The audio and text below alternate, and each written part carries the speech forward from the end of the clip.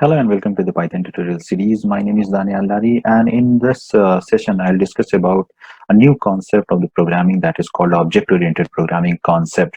And in this session, I'll discuss about the introduction, what is object-oriented programming concepts, and actually what is object and how to implement the object-oriented programming concepts. So, first of all, let's understand, and we have already talked about that Python is multi-paradigm programming language. It supports functional, imperative, object-oriented, structure, reflective. So Python is actually the multi-paradigm programming language. Paradigm means the approach by which we solve any problem. So far we have learned the core Python, and in which we have talked about the functions and how to create and how to call the functions. So those that we create the function to solve any problem, that is actually your functional programming approach, by which you have the main focus on the action, that what you want to perform, that you write in form of the function, and whenever you need to solve that kind of problem, you call that function. Now we are going to learn the object-oriented programming concepts, and Python also supports the object-oriented programming concept. So first understand that what is the key idea behind the object-oriented programming. The key idea behind the object-oriented programming is two. One is class and second one is object. So before going to the class description, let's talk about what is object. So object is actually a real world entity. In the layman term, if we talk about what is object, so object is a real world entity. If you find anything near about you that exists in the real world, you can say that is an object. For example, if you are using a phone, that is object. You are in existence in the real world, so you are an object. Car, fan, pen. So everything that you find around you that is in existence called object. And if you say that that particular thing is in existence and that is an object, so definitely these 3 points, remember these 3 points, because these 3 points is very important. If you understand these 3 points and if you remember this one, then you will not get any problem to write the code. So in object-oriented can be entity that has the following three characteristics. Every object has three characteristics. One is a unique ID or identity. For example, identity means by which you identify that particular object. For example, if you say around you, if you see some cars around you, so how will you identify that a particular car is different from other one? So you identify every car by its ID, means by the number. There are so many cars are there, but if you want to find which one is your car, so you will find your car by your car number. If every car is looking same, okay. So every object will have the unique identity by which you will identify that object. Suppose there are so many persons, and suppose you want to call someone, so you call that person by the name. And suppose if there are two person having the same name, so you will call that person by a unique identity. So every object that in existence will have the identity that must be unique in that real world to identify that. And that object will have some attribute. An attribute, we say that the property or state. If we talk about in terms of the car, so car will have the properties like the color and number of seats, two sitting cars or five sitting cars. And so you can say that the properties of an object and the attribute of that object. So object will have some attribute and the sub property, and every object will have some behavior. Behavior means the functionality or action. Suppose if we take an example of the car object, then car will have the functionality that car can accelerate. You can accelerate the car, that can move, that can, if you press the brake, then it can stop. So the functionality of that car is acceleration, stop, left, right, moving. And so the action that you can perform by that object is called the behavior of that object. So simple, the object is a real world entity, and the thing that is in existence, we call that is an object. An object will have these three things. Remember this one, because I will take these three things every time whenever I will write some code. And let's talk about the class and object. So what is the class? Class is actually a blueprint used to create the objects having the same property or attribute as its class. Class is simply, we say, that is a blueprint. And object, what is object? So object will create with the help of this class.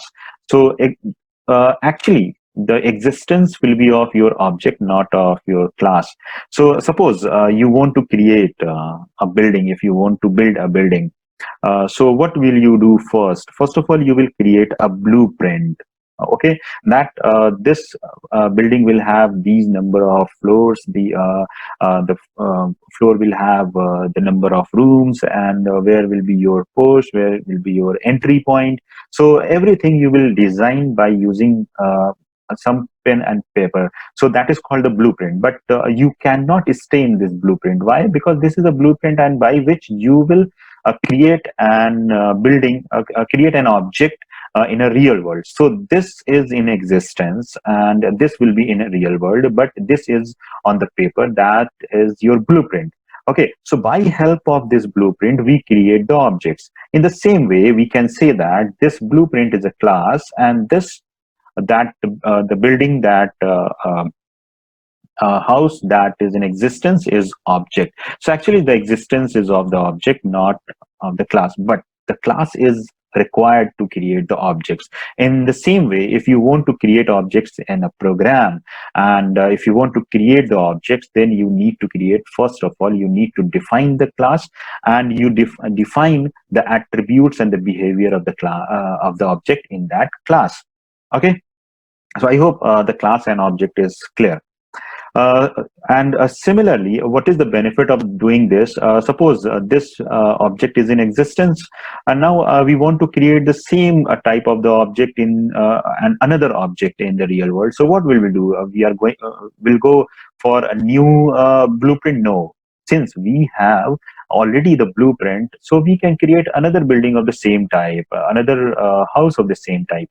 It means we can say that by using one blueprint, we can create multiple objects in a real world.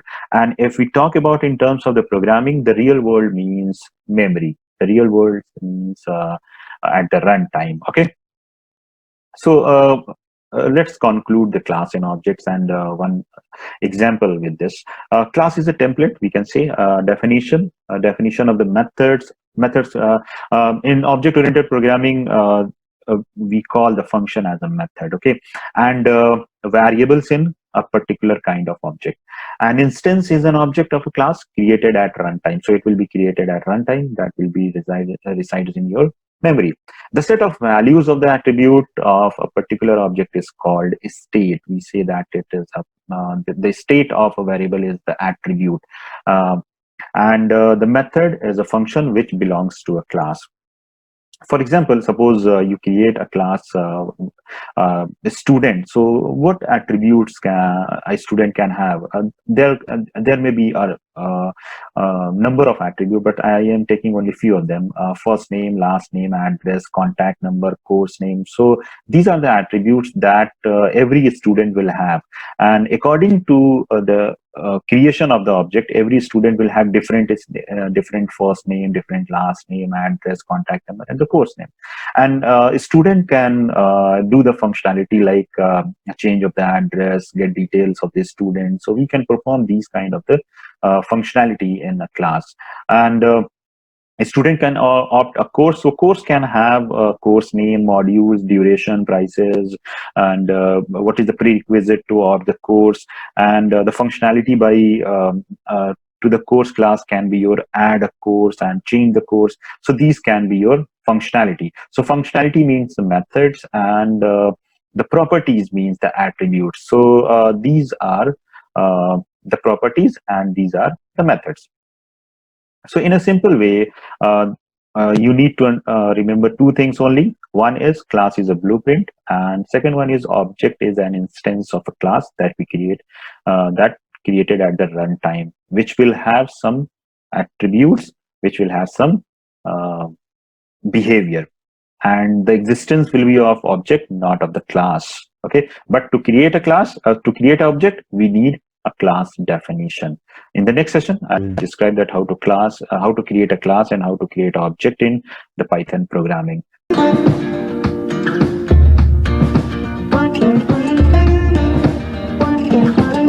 In the previous session, we have talked about the object-oriented programming and a few concepts related to the object-oriented programming. One is class and second one is object. So we have already seen that what is class. Class is a blueprint. An object is an instance of that class, and every object will have three properties. One is ID, second one is attributes, and third one is behaviors.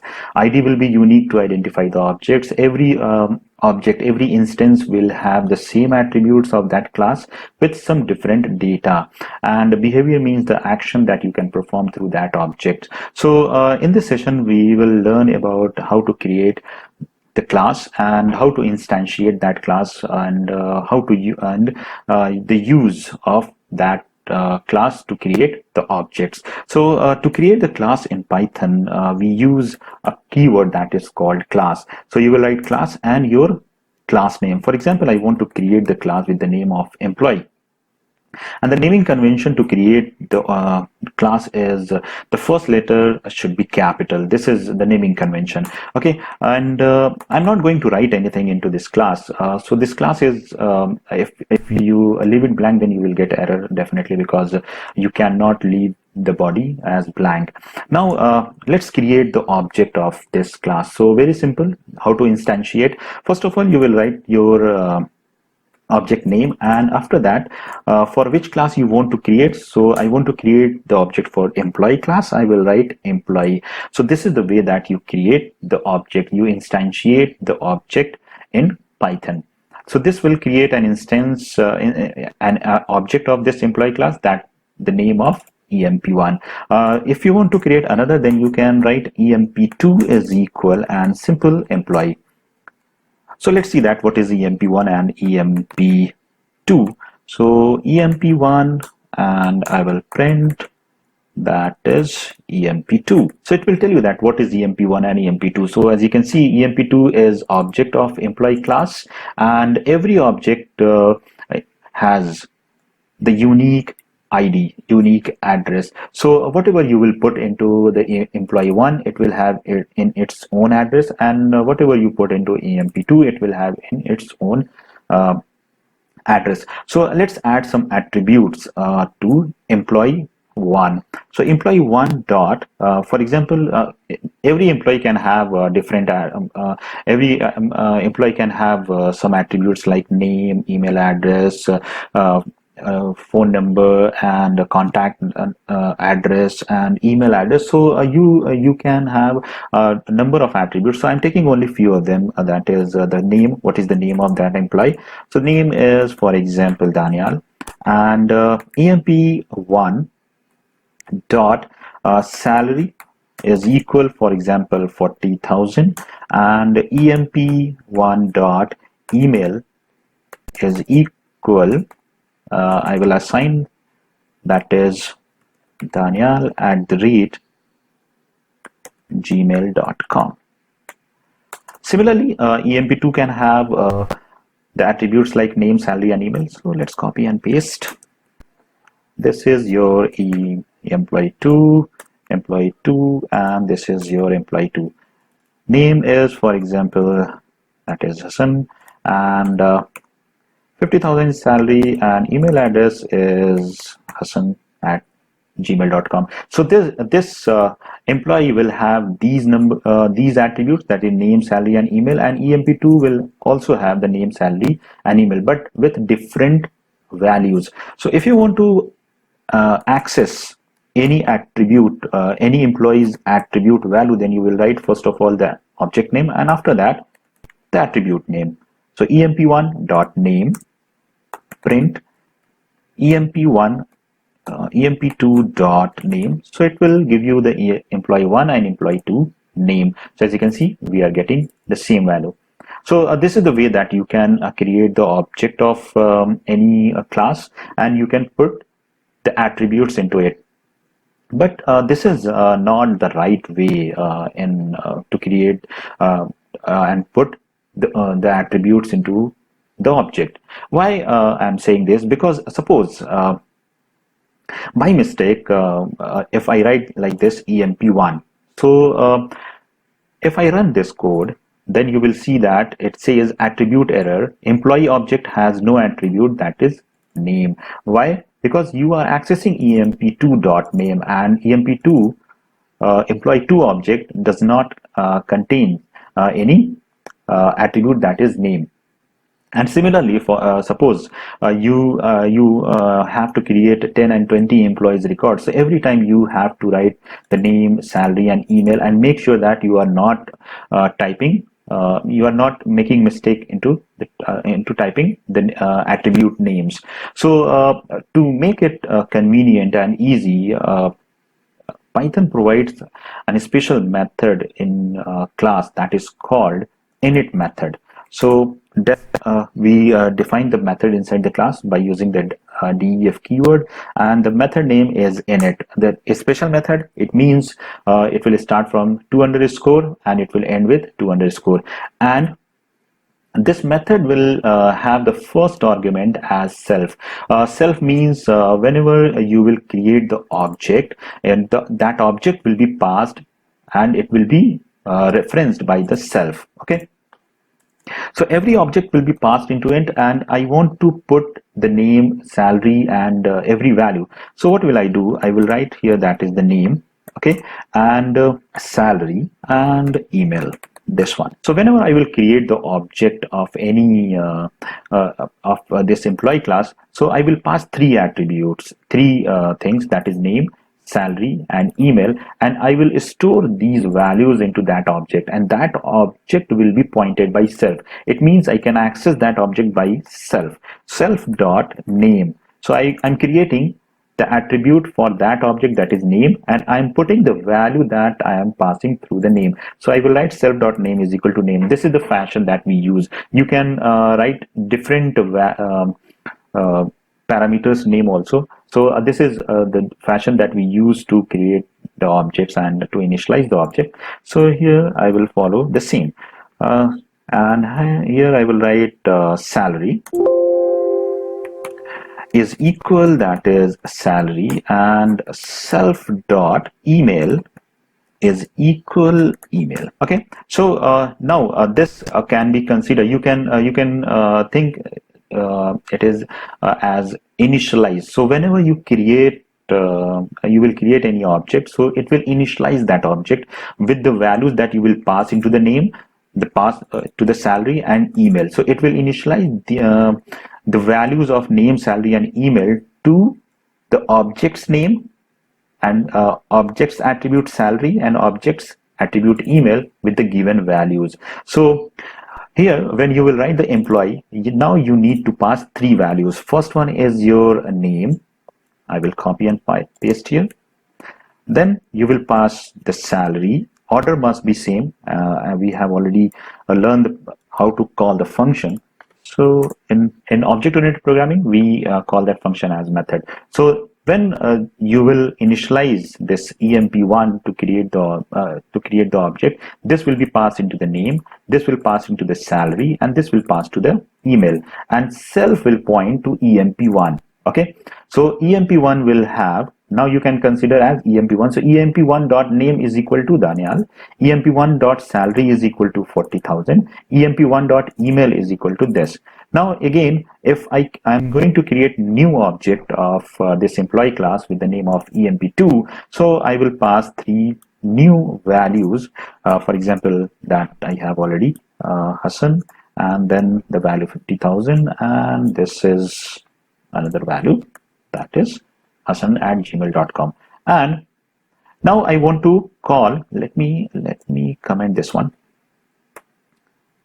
and as I have already written this code, that is print emp1.name, emp2.name. So if I execute this code, then you will find that we are getting the same output. But as you can see, this code looks clean and clear.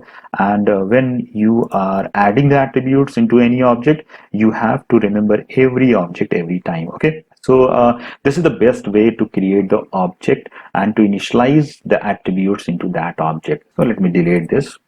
And if you are coming from any other object-oriented programming background like C++ and Java, then you can take it in it as constructor. So whenever you construct any object, we pass the values to the attributes, and these are the attributes for that object. Self always point to the current object, and when I'm calling this employee, and this employee will automatically call this init method, and since this employee is creating the emp1, so emp1 will be passed as self. In the same way, if you are creating emp2, then in employee emp2 will be passed to the self. So here your code will be emp2.name, emp2.salary, and emp2.email. So these are the attributes. So what is ID? So these are the name that you by which you identify the object, that is called ID. So emp1 is ID of this object, and emp2 is ID of this object.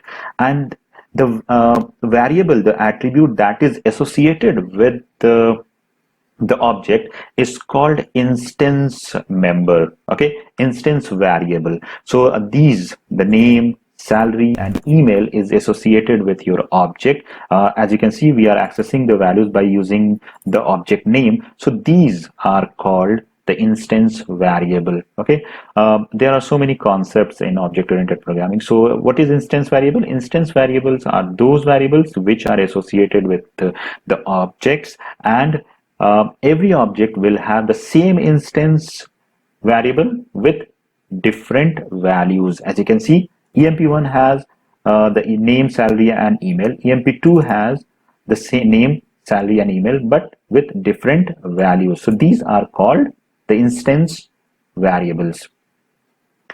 Suppose I want to print the detail of every employee. So what I can do here, I can access every attribute individually, like emp1.name, then I can call emp1.salary, then I can call emp1 dot the email.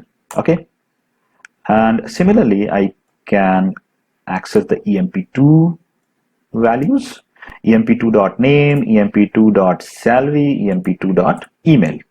This one, emp2. So as you can see, this is the output: Daneyal 40,000 and daneyal@gmail.com, Hassan 50,000 and Hassan@gmail.com. So if you have any object, if you have number of objects, then you have to write every time this statement.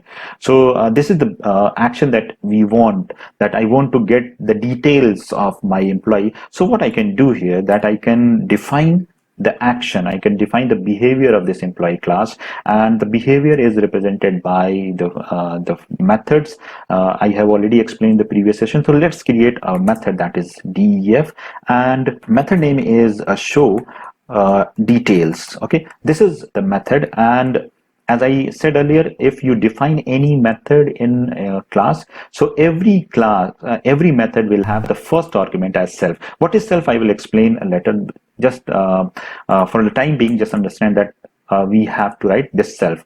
And whenever you call this method with the object, for example, if I call this emp1 dot show details, okay, so whenever you will call this method, since this method is defined inside the class, and whenever you create the object, so object will have attributes as well as the behavior, so you can access that. And to access, we use the object name. So emp1.showDetails. So when you call this, emp1 will pass automatic to this method, and in this method self will point to this emp1. And to access this the details of this emp1, what will I write?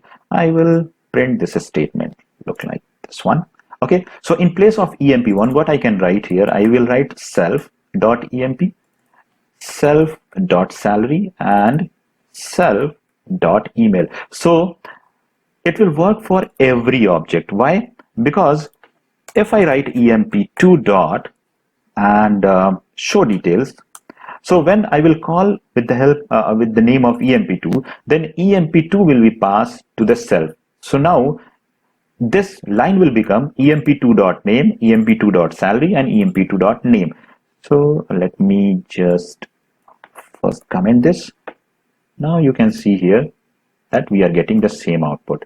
So this is the behavior that you can define. This is the action you can define into the class, and you can call this.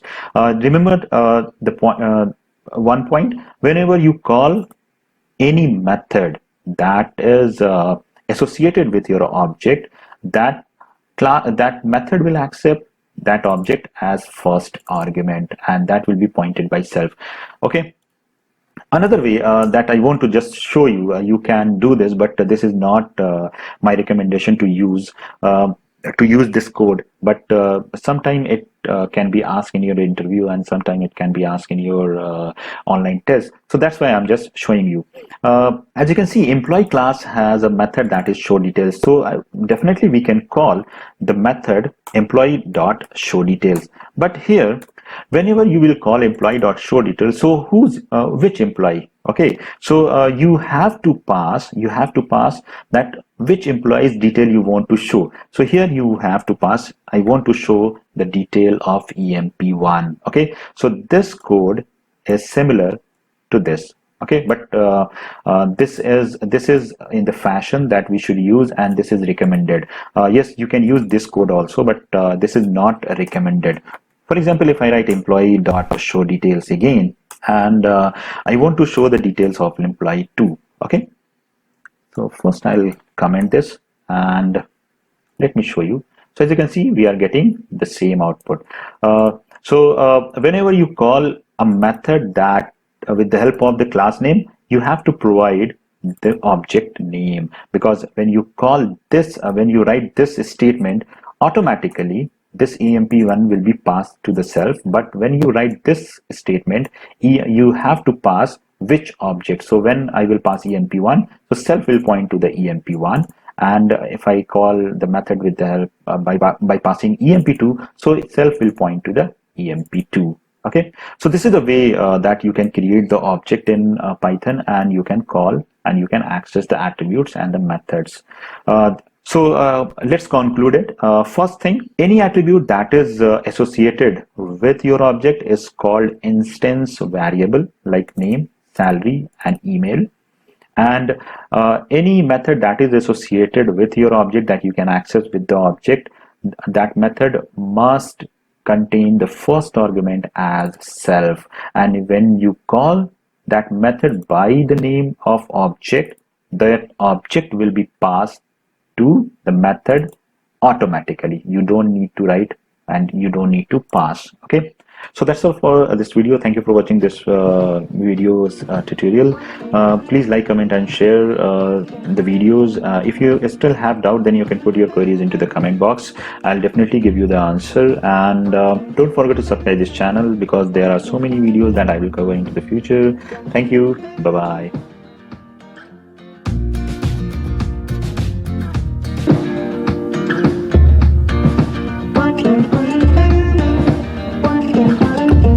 Hello and welcome to the Python tutorial series. My name is Daneyallari, and today we are going to learn a few concepts in object-oriented programming. One is instance members, and second one is constructor, and we'll see one more time what is called self. In the previous session, we have seen and we have learned that how to create the class, okay, and how to create and how to instantiate the object by some values. And if you want to perform some action, then you can define the methods. So what is called instance member, or what is called instance variable? If I say members, means I'm talking about the variables and methods both. So instance variable means those variables which are associated with your object.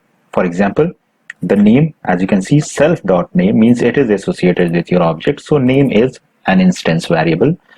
salary is instance variable, email is instance variable. So what is the benefit of this? So instance variables, as name suggests, as we know that the definition of object is called instance of a class.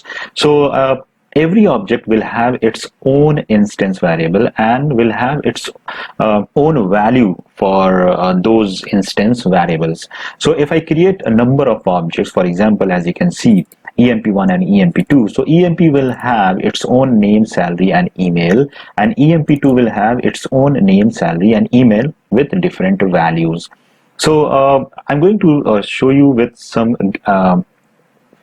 figure and picture that how they are going to be stored in the memory and how they get initialized. So this will be an abstract representation. Just look at here and just understand the working mechanism behind it. So what will I do? I will use the paint here. So when you write like this, EMP1 or and employee, and you pass some values, so in memory one object will be created and that object will be pointed by EMP1, and since this is object, so it will create in a memory area that we called as heap memory area. So I will create the heap memory area as zigzag form.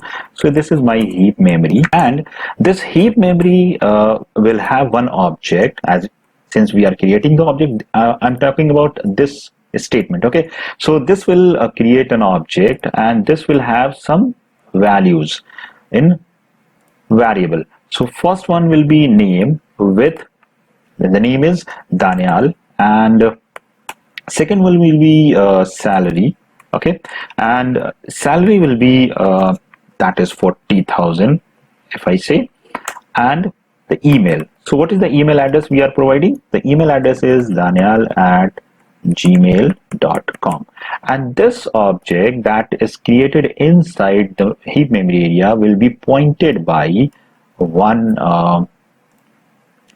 reference, that is EMP1. Okay, now this will be look like, if I say, then this will be look like this. So now you can understand that this is your representation. So if I call EMP1 dot name, then I will access the Daneyal. If I call EMP1 dot salary, then I'll access the value 40,000. If I call EMP1 dot Daneyal, then I'll access EMP1 dot email, then I'll access daneyal@gmail.com. Similarly, if I create EMP2, so another object will be created into the heap memory area with some other values. Okay, so it will create another object and it will have its own members and values. For example, name will be initialized with Hassan.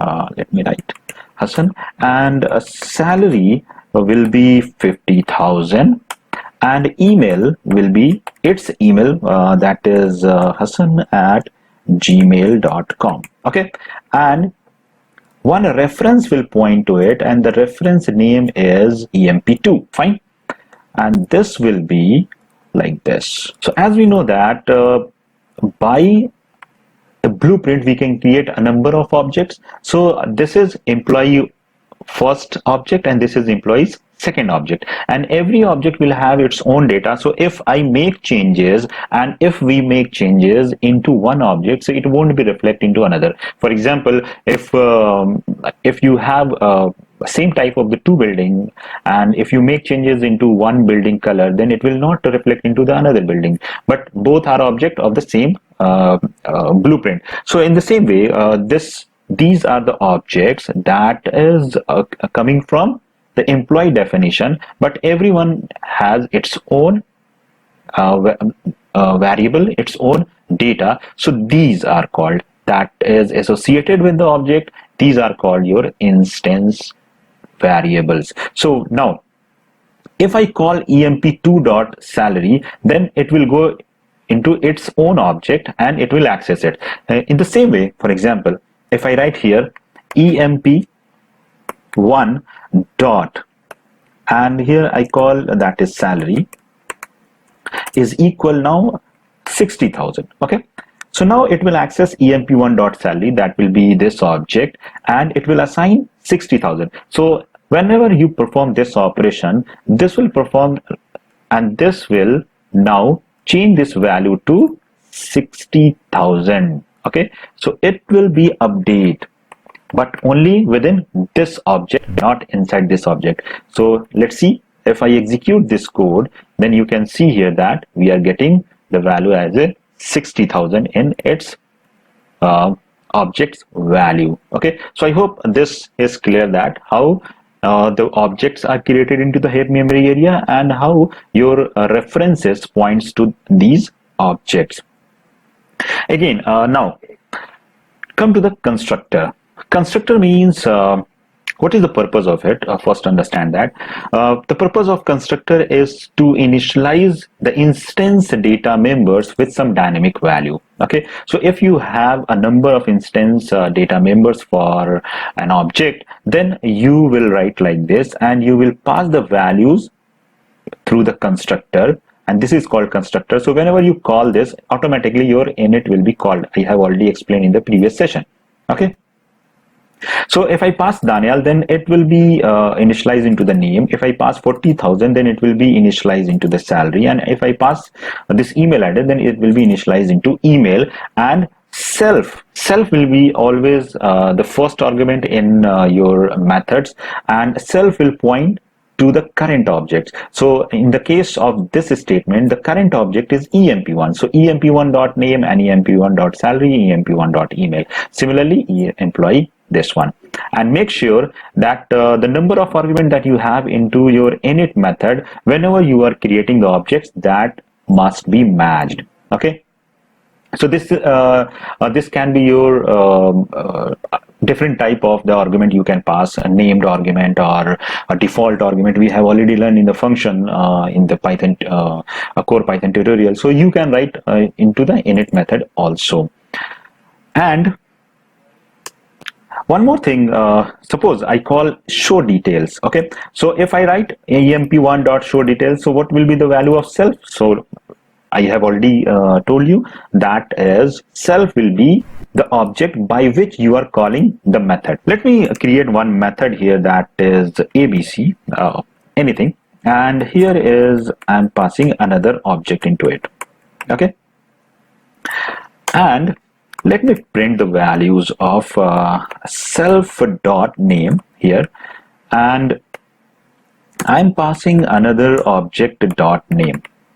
What I'm going to do here, I will pass two objects into it. So if I call, let me delete this first, emp1 dot and abc.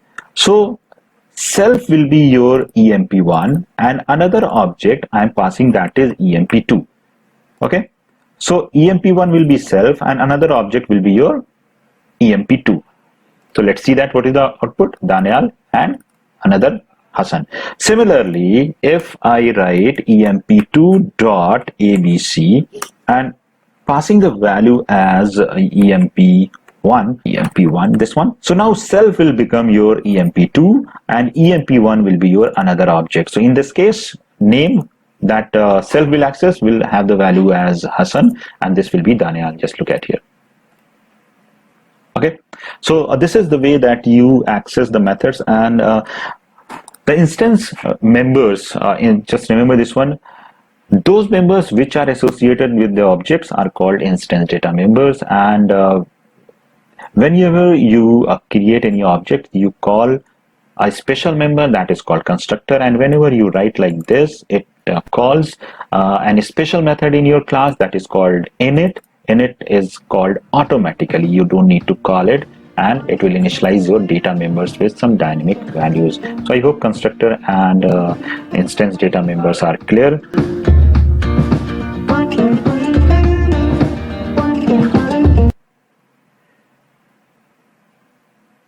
Hello and welcome to the Python tutorial series. My name is Daneyallari, and today we are going to learn a very important concept that is called class variable.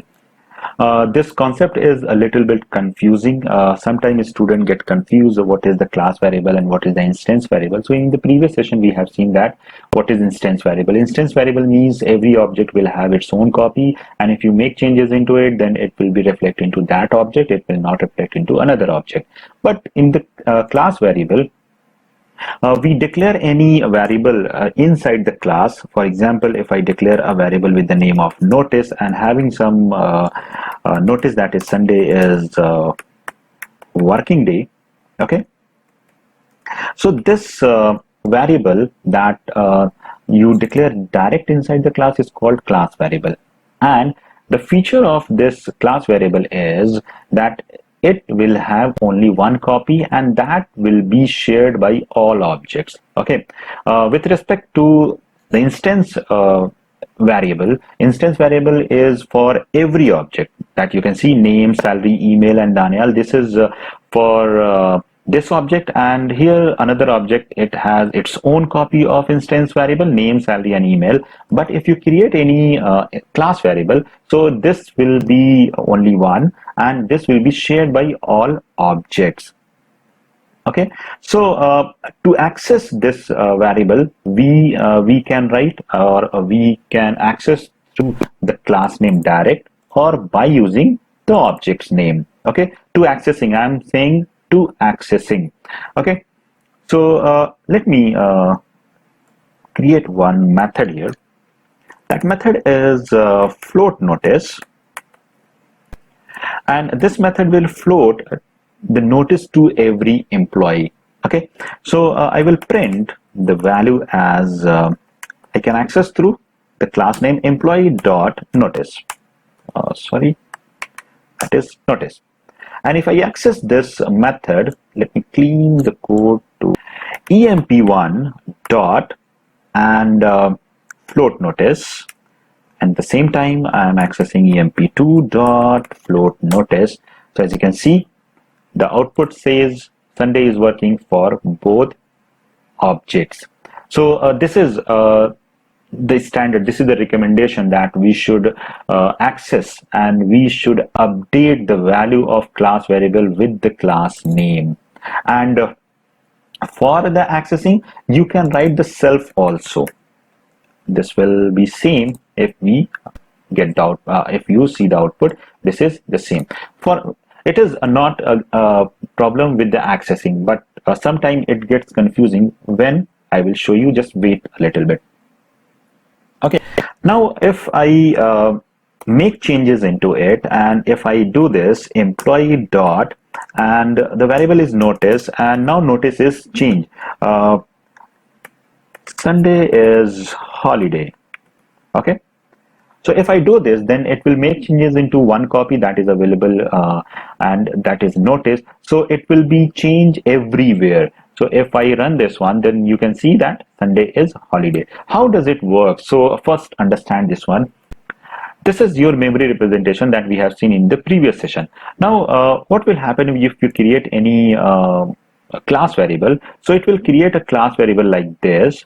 Okay, and since I have only one right now, so this will be notice is equal, and the notice was Sunday is working. Okay, this was the notice. And when you create this one, this will be shared by all objects. So this will be something like this. This EMP will have this one, and here this EMP2 will also have the notice. So as you can see, both object is pointing to this class variable. And if I write self dot notice, then Sunday is working. If I write self dot or emp1 dot notice, then it will be accessed. Why? Because notice is not a part of this object. So similarly, if I write this one, just look at here, print, I'm only accessing through the object emp1 dot and notice, and let me copy and paste, that is emp2 dot notice. So as you can see, we are getting the same output. Okay, so this is the class variable. But what happens sometimes, accidentally what we do, only one thing you can do with the class variable through the object is you can access. Okay, if you try to update that, suppose if you try to update this class variable with the help of emp1, or you trying to update the value of emp2, so it will not update this value. This updation can be done only by your class name. Okay, let me show you. If I write this notice is equal, okay, and I write notice changed, this one. So what happen when you do this? This will check first of all that notice is a part of emp1 or not. emp1 means the object, okay, not the class. So as you can see, notice is not a part of this object. So what will happen in the background? It will create an instance variable and it will put into this object. Let me print this first. As you can see, emp1 is getting the notice change, but emp2 is getting Sunday is holiday. So what happened when you write this? It will do this one. Just look at here. It will create a notice variable in it instead of updating. Okay, so be careful when you are writing this. Okay, so notice changed. This is the value. So I hope now this is clear. So only one thing you need to remember, that if you want to update the value, then this should be happen only through your class name. If you do with your object name, then it will create its own instance variable rather than it's going to update your class variable. So updation should be done with the class name. You can access the class variable with the objects, so it doesn't matter. Okay, so this is your class variable. So if you have a situation in which you want to put common things for all objects, then we should go for the class variable, and this is the whole concept. So I hope the class variable is clear. If you have still doubt, then you can put your queries into the comment box, and please like, comment and share the videos. And if you are new to this channel, please subscribe this channel for the future videos. Thank you. Bye bye.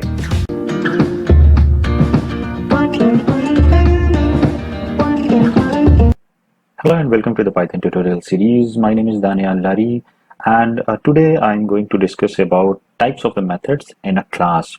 In the previous session, we have talked about the class variable, and we have seen that the class variable is common for every object. So basically in a class there are two types of the variable. One is called instance variable and second one is called class variable. So instance variable is associated with your instances and class variable is associated with your class. And if you want to perform any operation on instance variable, then we create instance methods. And instance methods are default methods, or we can say the regular methods of the class. So in a class there are three types of the methods. One is called instance method, second one is called class method, and third one is called static method. So let's see one by one what are these methods. So we have already learned that what is instance method. So instance methods by default takes first argument as an object of that class, and that we accept in a variable, that is self. Okay. If you want to perform some operation on instance variable, then we go for instance methods. And if you want to perform some operation on any class variable, then we should go for the class methods. So class methods is defined in the class by using a decorator that is called class method. So to define a method, so first of all we use a decorator that is class method. Okay, and here define a method. Okay, so so let's define a class methods with the name of update notice, that will update your class variable with some value. So here I will write update notice, and as you can see, the first argument is CLS. CLS is the name of the class by which you will call this update process, and by default it is your employee. And here I will pass a new notice that will be updated into your class variable. So here we will write employee.notice is equal new notice, and instead of employee we can write the CLS. So why CLS? Because a CLS is the class name. So syntactically and programmatically, if we say that CLS and the employee is same, so it is not wrong. So CLS is actually the class name. So as in the previous session, we were updating the value by using by calling the notice by class name. So instead of this, now I'm going to call this is class method by class name, employee dot update notice, and here I will pass a new notice, that is Sunday is holiday. So by writing this, we are performing the operation that will update the value of your class variable, that is your notice. So let me comment out this and let me delete this one and execute the code. So you can see Sunday is holiday. So it is now updating into the class variable that is common for all objects, and it is reflected into every object. So this is the class method. Class method is basically used to work with the class variables, and instance methods are used to work with your instance data members. So this is the difference between instance method and the class methods. Another scenario in which we use the class method as to create the objects of the classes, and in that case that class method is called the factory method. The work of the factory method is we do not call this init method direct to initialize the data members of the objects as we are calling this one. So instead of this, we call the class method to create the object. So let's see one scenario. One scenario says that if you provide the name, salary, and email to the constructor, then it should create an object of this class. And another scenario can be that a person says, I will provide the name, salary, and email in a string, and this is your duty that you will create the object of this class.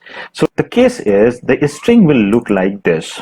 So string will look like employee str, and every value is separated by a delimiter that is hyphen.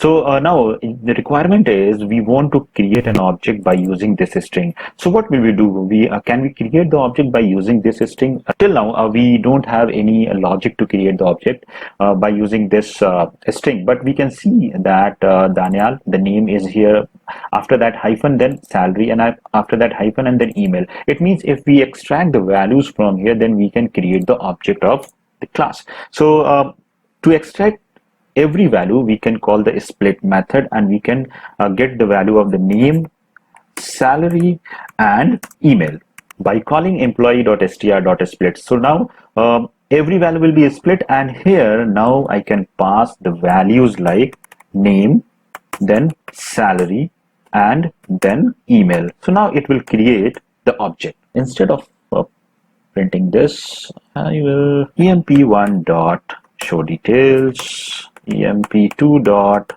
show details.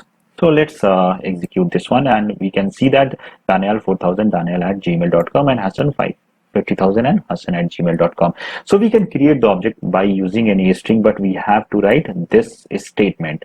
So now every time if you get any string in this format, then you have to write every time this logic. So instead of doing this, we can create another class method, and by which we can create the object. So here I'm going to create a class method. So first of all, I'll use decorator @class method, and I'm going to define a method.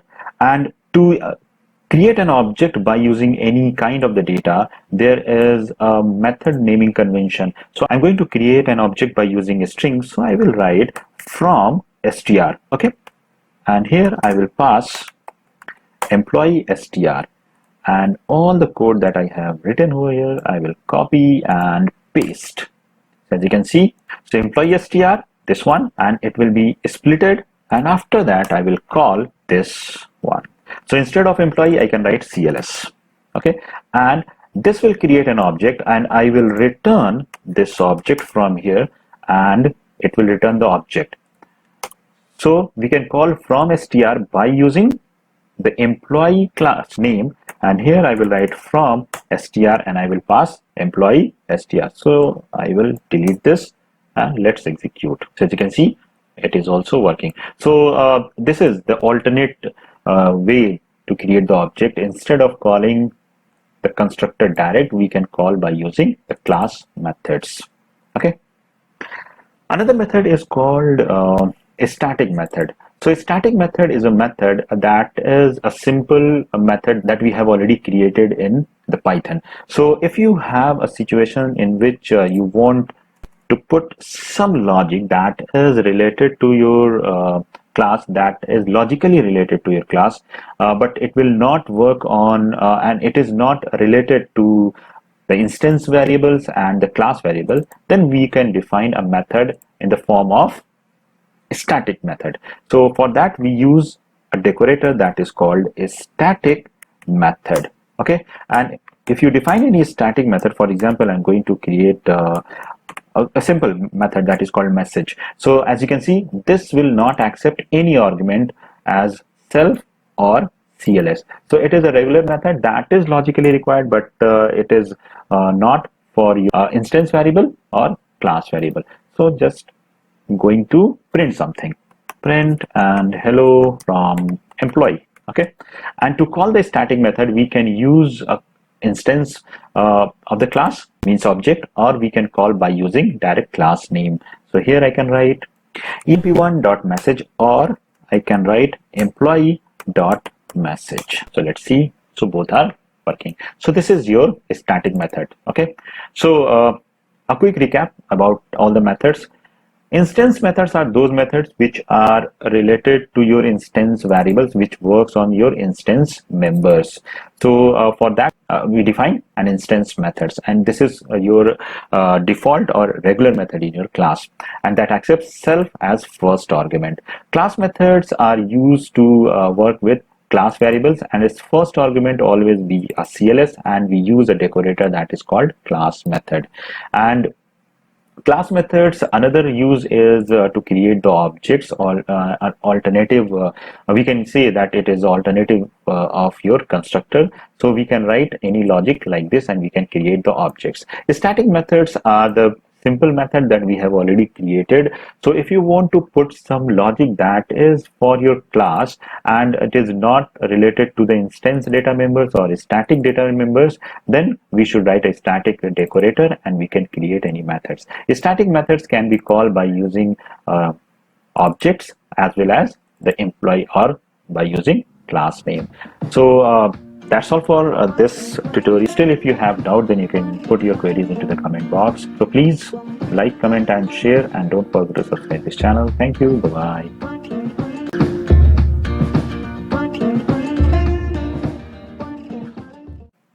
Hello and welcome to the Python tutorial series. My name is Daneyal. In the previous session, we have talked about the types of the method in a class and types of the variables in a class. And we have seen that there are two types of the variable in a class. One is instance variable and second one is your class variable. And we can declare three types of the method in a class. One is instance method, second one is your class method, and third one is your static method. So I hope all the concepts have been clear, and if you have doubt, then you can put your queries into the comment box. In this session, I'll talk about the access modifiers and why the access modifier is essential and required. There are so many concepts are available in object-oriented programming, and if you want to implement those concepts properly, you have to understand that the access modifiers, and by using those things we can implement the concepts. So I will talk about the concepts in the subsequent tutorial. First of all, I'll explain that what are the access modifiers are available in Python. So the question is, what is the requirement of access modifiers? So access modifiers are used to restrict or control the accessibility of class resources by declaring or making them as public, private, and protected.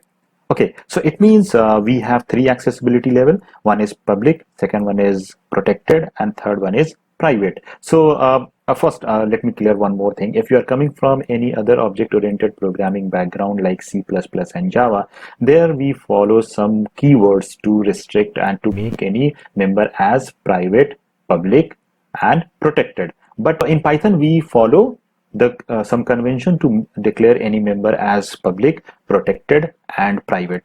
Okay, let's first understand that what is public accessibility. So if you create a class and if you declare any member like variable or method in that class, by default every member in Python class is public. What do I mean to say? Just understand by this definition and by this example. So let's create a class that is the test, and here I will create one method that is for example m1. I'm taking only this example to just clarify to the concepts.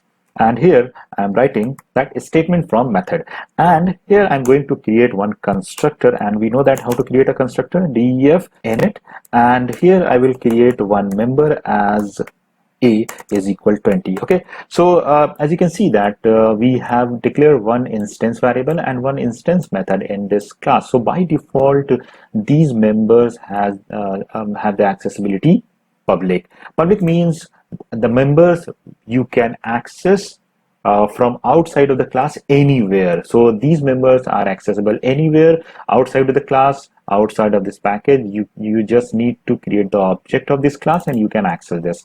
So we have already used this. Let's create an object. So this is now object. Now if you write t dot and m1, then you can access m1, and if I print the value of a, then I can write t dot a.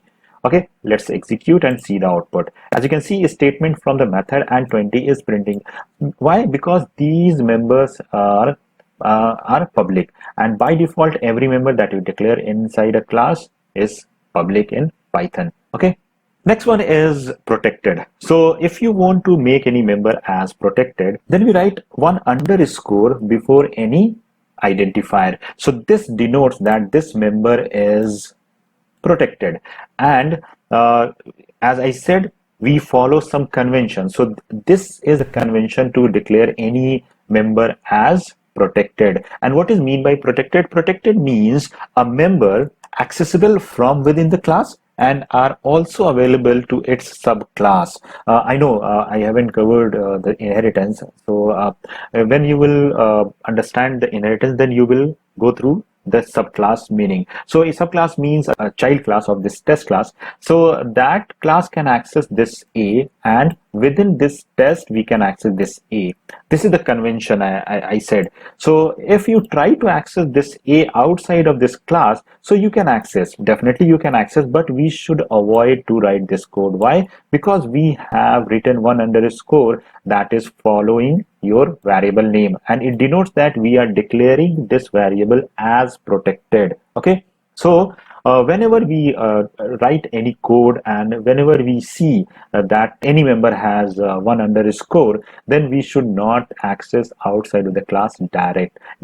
That member should be accessible within the same class or through the subclass. This is the convention I'm telling you. Okay, because some students come from any other object-oriented programming concepts and they say that protected is restricted to access from outside of the class in C++ and Java, but here we can access the protected member outside of the class direct by using the object name. Yes, we can access, but as I said, Python follows the convention. So if you find anything that is followed by one underscore, we should avoid this syntax. Okay, so I hope this statement is clear. So if I say in one line there is nothing like protected in Python, so it is not wrong, but as the Python documentation says, we should follow some convention. So this is the convention to declare any member as protected. And yes, you can declare method as well the protected by using one underscore. So this is the convention. Another one is private. Private members can be accessed only within the same class, and to declare any member as private, we write double underscore. Okay, to protected one underscore, to make a member as private, we use double underscore. And if you try to access this variable outside of the class, then you will get error, that is attribute error. Just look at here, we are getting attribute error. So this is restricted within the same class and it cannot be accessed.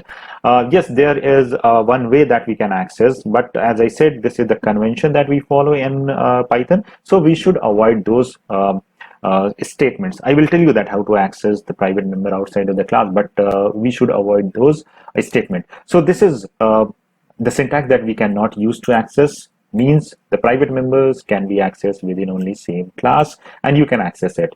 And if I access this A within the M1, then I will write self.a, and in place of this I will write t.m1. So let's execute this one, and we can see that, okay, so I have made a mistake here, that is double underscore, and if I write this one, then you can see that this is accessible. So if you try to access outside of the class this member, then you will get error, and yes, within the same class we can access. As I said, we can access any private member outside of the class, but how? The question is how. So in Python, there is one thing that is called name mangling of private variables. Okay, what is name mangling? Name mangling means every member with double underscore will be changed to this syntax that you can see on the screen: object dot underscore class double underscore variable. So you can access any private member by using this statement, but as I said, we should avoid. Okay, so if I write print here, and if I write first, what is the syntax? First one is object, so the object name is t dot underscore and class name is test, and then double underscore variable, and the variable name is a. Now let's see that can we access this one. So yes, we can access. This is called mangling of private variables. So as I said, if it is not required to access any private members in this way, we should not write this syntax. So I hope the concepts are clear. Let's revise one more thing. Every member in Python class by default is public, and if you want to make that any member as protected, then we write one underscore, and if you want to make any member as private, then we use double underscore. Still, if you have doubt, then you can put your queries into the comment box, and if you are new to this channel, please subscribe the channel and please like and share the videos. Thank you. Bye bye.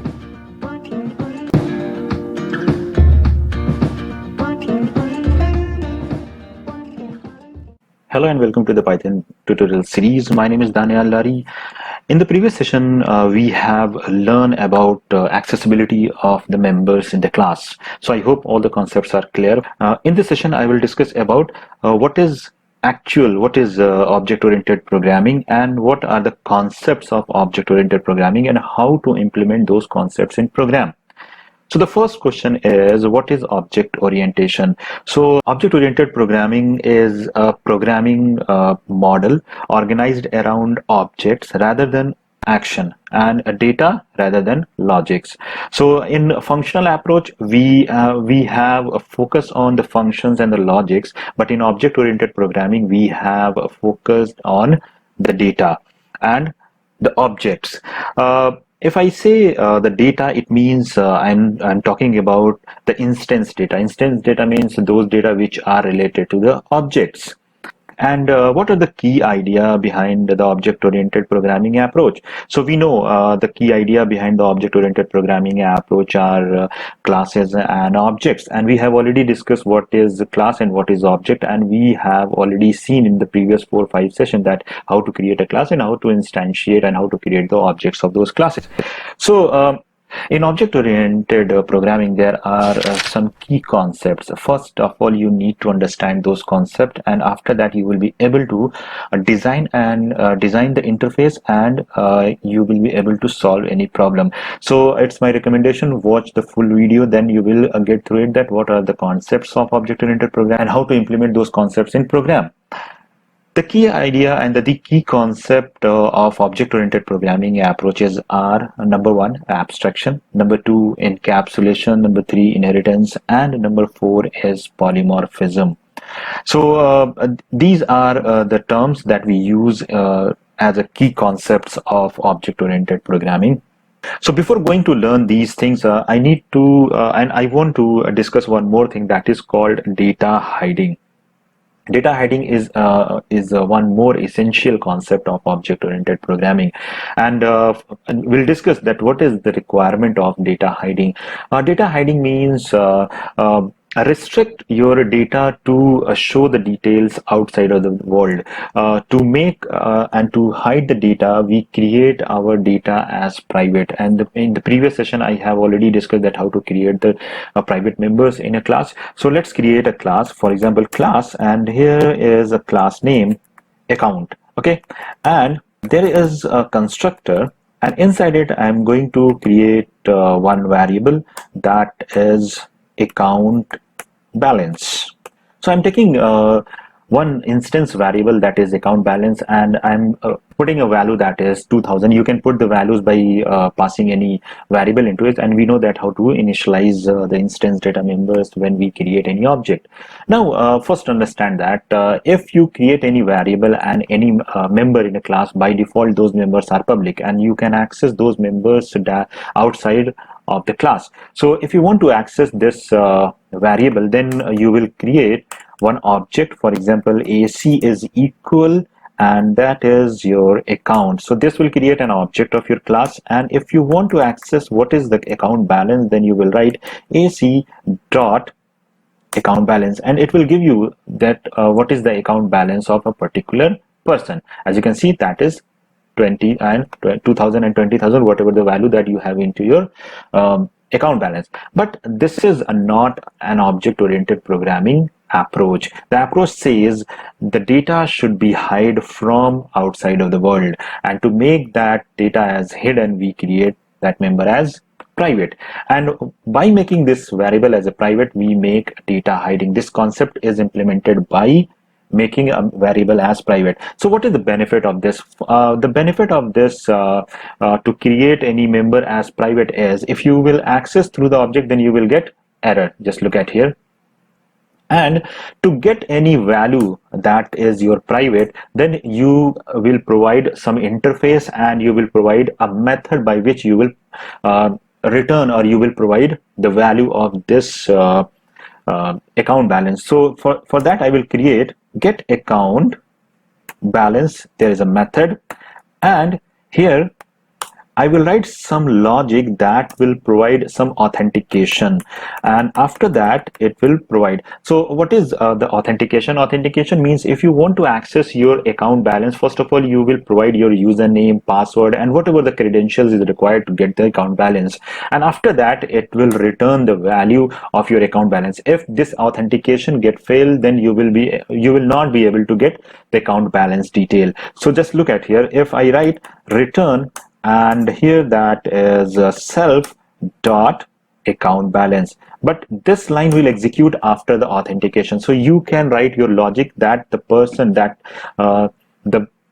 is requesting is a valid person, a valid account holder or not, and after that you will return the value. Okay, so by making data hiding and by making your member as a private, we implement the security and the main purpose to secure our data from outside of the world. So if you want to get the account balance, then you will write and you will call this method. Just look at here, I am calling account balance, and after that you will be able to get the value. Then you can see that we are getting 2000, but this will be returned after the authentication, and authentication logic will be yours, and this could be on your server side, or you can write in any authentication by connecting to the database and to get the values from the username and password and PIN number. So or you can provide some OTP like authentication. So this is called the data hiding. So the main purpose of the data hiding is to implement the security and to make a data hide as we create members as private. I hope this concept and this term is clear to all of you. Now come to the concepts, and the concept says abstraction. So what is abstraction? First of all, understand this one. Abstraction says hide the unnecessary and unimportant information from outside of the world and provide only necessary information to them. For example, if you drive a car, then you find that if you press a brake, then your car will be get slow down, and if you press your accelerator, then your car speed is get increased. So how those things are going to be happen in the car, we don't know. We only know that if I press the brake, then it will be stop, and if I press the accelerator, then it will increase the speed. So we provide an interface in terms of buttons, in terms of some GUI field, and in terms of any hardware design. But what is the implementation behind those things we hide from the user. So user don't know that what is the code and what is the mechanism behind this, and the user will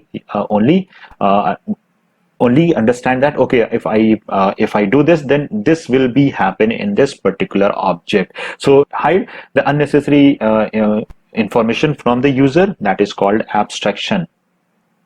For example, as you can see in this example, if user want to get the account detail, then we will provide one interface, and we will provide one button that user will click on that button that get the account details, and after that this method will be called, and after that it will go into this class, and all the authentication will be done, and after that it will provide the account details. So user don't know that what is the code behind it, and what are the things that has been written behind this button. So user only know that if I press this button, will get the information. This is called abstraction. Next term is called encapsulation. Encapsulation says encapsulate all the data and all the methods in a single unit. So encapsulation is a term, if you have seen the capsule. So in capsule you will find there are many drugs are available and in forms of raw material. So everything is encapsulated and you can use those in a single unit. So the same concept is available in object-oriented programming. So if you encapsulate all the data members and the methods in a single unit, that is called encapsulation. So the best example of the encapsulation is class. Here you define all the data members and the methods that encapsulated into a single unit, that is account, and that is your class. To implement proper encapsulation, there are some rules defined in object-oriented programming. And what are those rules? First rule says if you want to implement the proper encapsulation, there should be two things. So one is data hiding, plus second one is your abstraction. So we say that encapsulation is equal to data hiding plus abstraction. So if you want to implement and if you want to implement the encapsulation, proper encapsulation, I'm saying, so you need to declare your data members as private, and for every just remember this one, for every data members we create a setter method to set the values, and we create a getter method to get the values from the objects. So by creating this, the benefit of doing this is, here is for example, this is your account balance. So for every method, if I say, so we will create one setter method, and the naming convention said we start the method name from set for the setter. And what is the name of your variable? That is account balance. So we will write set account balance. So whenever you will call this, it will set and it will update the value of your account balance. For example, if I write the self dot, and here is your account balance is equal, that is your previous account balance, okay, and whatever the new balance you are depositing, so it will update with that value. For example, here if I write deposit, okay, so if you deposit some amount in your account, so it will be passed into account balance and it will add to your account balance. So this is your setter method. So by doing this, what will be the benefit of using this type of the code? If you are saying that if I want to deposit, then first of all it will ask some credential, for example your account number and your name and whatever the credentials are required. So you will write all the things here. If all the things are get verified, then after that you will be able to deposit the amount. The same thing will happen with the get balance. So if you want to get the account balance, then you will write some authentication code, and after that you will return the balance. And here, if you have more than one instance variable in your class, then for every instance variable we create two methods. One is for setting the value and second one is for getting the value. And technically we say the setter method as mutator and the getter method as accessor. So mutator and accessor, it is also one technical term that we use in object-oriented programming. So this is the getter method and this is your setter method. Okay. So I hope the concept is clear. And what is the encapsulation? Encapsulation means encapsulate all the data members and the method in a single unit. That is called encapsulation. And the example of the encapsulation is your class. And whenever you create any object, you will find that all the data members are encapsulated into this object. And by this object, you can access and you can modify those data. That's why we have a main focus on data rather than on a logic in object-oriented programming concept. So next concept is inheritance. Inheritance means creating a new class with the existing class. With the help of the existing class is called inheritance. So if you have declared any class previous, if you want to use the feature of this class into another class, then you can use and you can implement the inheritance. Inheritance I will discuss in the next session, and I'll explain each and everything that we can do through the inheritance in the next session. Polymorphism means many forms. Poly means many and morphic means forms. So many forms. So one object can show polymorphic behavior.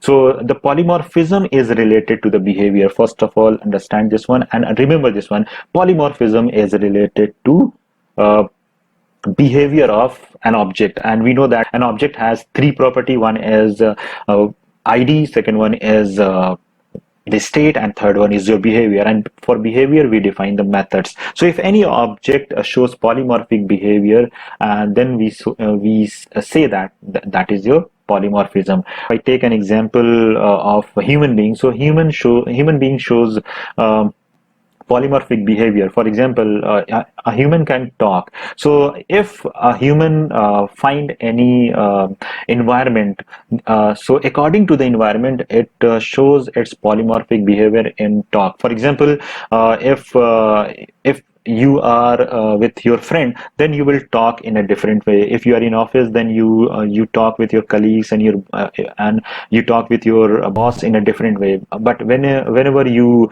are at your home, then you talk in a different way. It means whenever we change the environment, whenever we provide some other data, then the same behavior we can show in different ways. So that is called your polymorphic behavior. This is called polymorphism. And in object oriented, we can implement these things, and we can write and we can make more than one behavior with the same name, and according to your data, according to your environment and argument, it will show the polymorphic behavior. So we'll implement these concepts in code.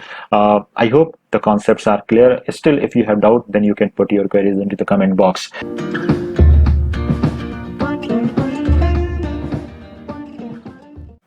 Hello and welcome to the Python tutorial series. My name is Daneyal.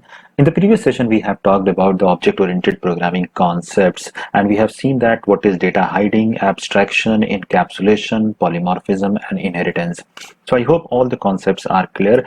In this session, I'll talk about the inheritance and how to implement the inheritance through the program. In Python, we will see with the examples. So first, understand what is the inheritance. We know that the inheritance is one of the key features of the object-oriented programming. So the mechanism of creating a new class from an old one is called inheritance. Okay. And the old class is referred as parent or base or superclass, and the new class is called child or derived or subclass respectively. What is the most important feature of the inheritance? So the most important feature of the inheritance is code reusability. What is the mean by code reusability? If you have defined one class with the name of A, and if you have some definition and some logic into it, and that performs some operation, so you can define a new class, for example B, by using this class A that is in existence. So you don't need to write those logics and those operation that you have already declared. So you can use and you can reuse those methods in class B. So the main benefit of inheritance is code reusability. Okay, let's implement the concept of inheritance through the program. So I will take the class name as ABC so that you can understand the inheritance in a very easy way. You can take the class name as a student, employee, and whatever the name you want. So I just want to explain the concepts of inheritance and how to implement in the code. So that's why I will take the class name as ABC.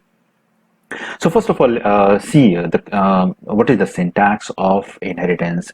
So inheritance, first of all, you will write the class, then your derived class name, and within a parenthesis, you will write base class name by from which you want to inherit and from which you want to create a new class.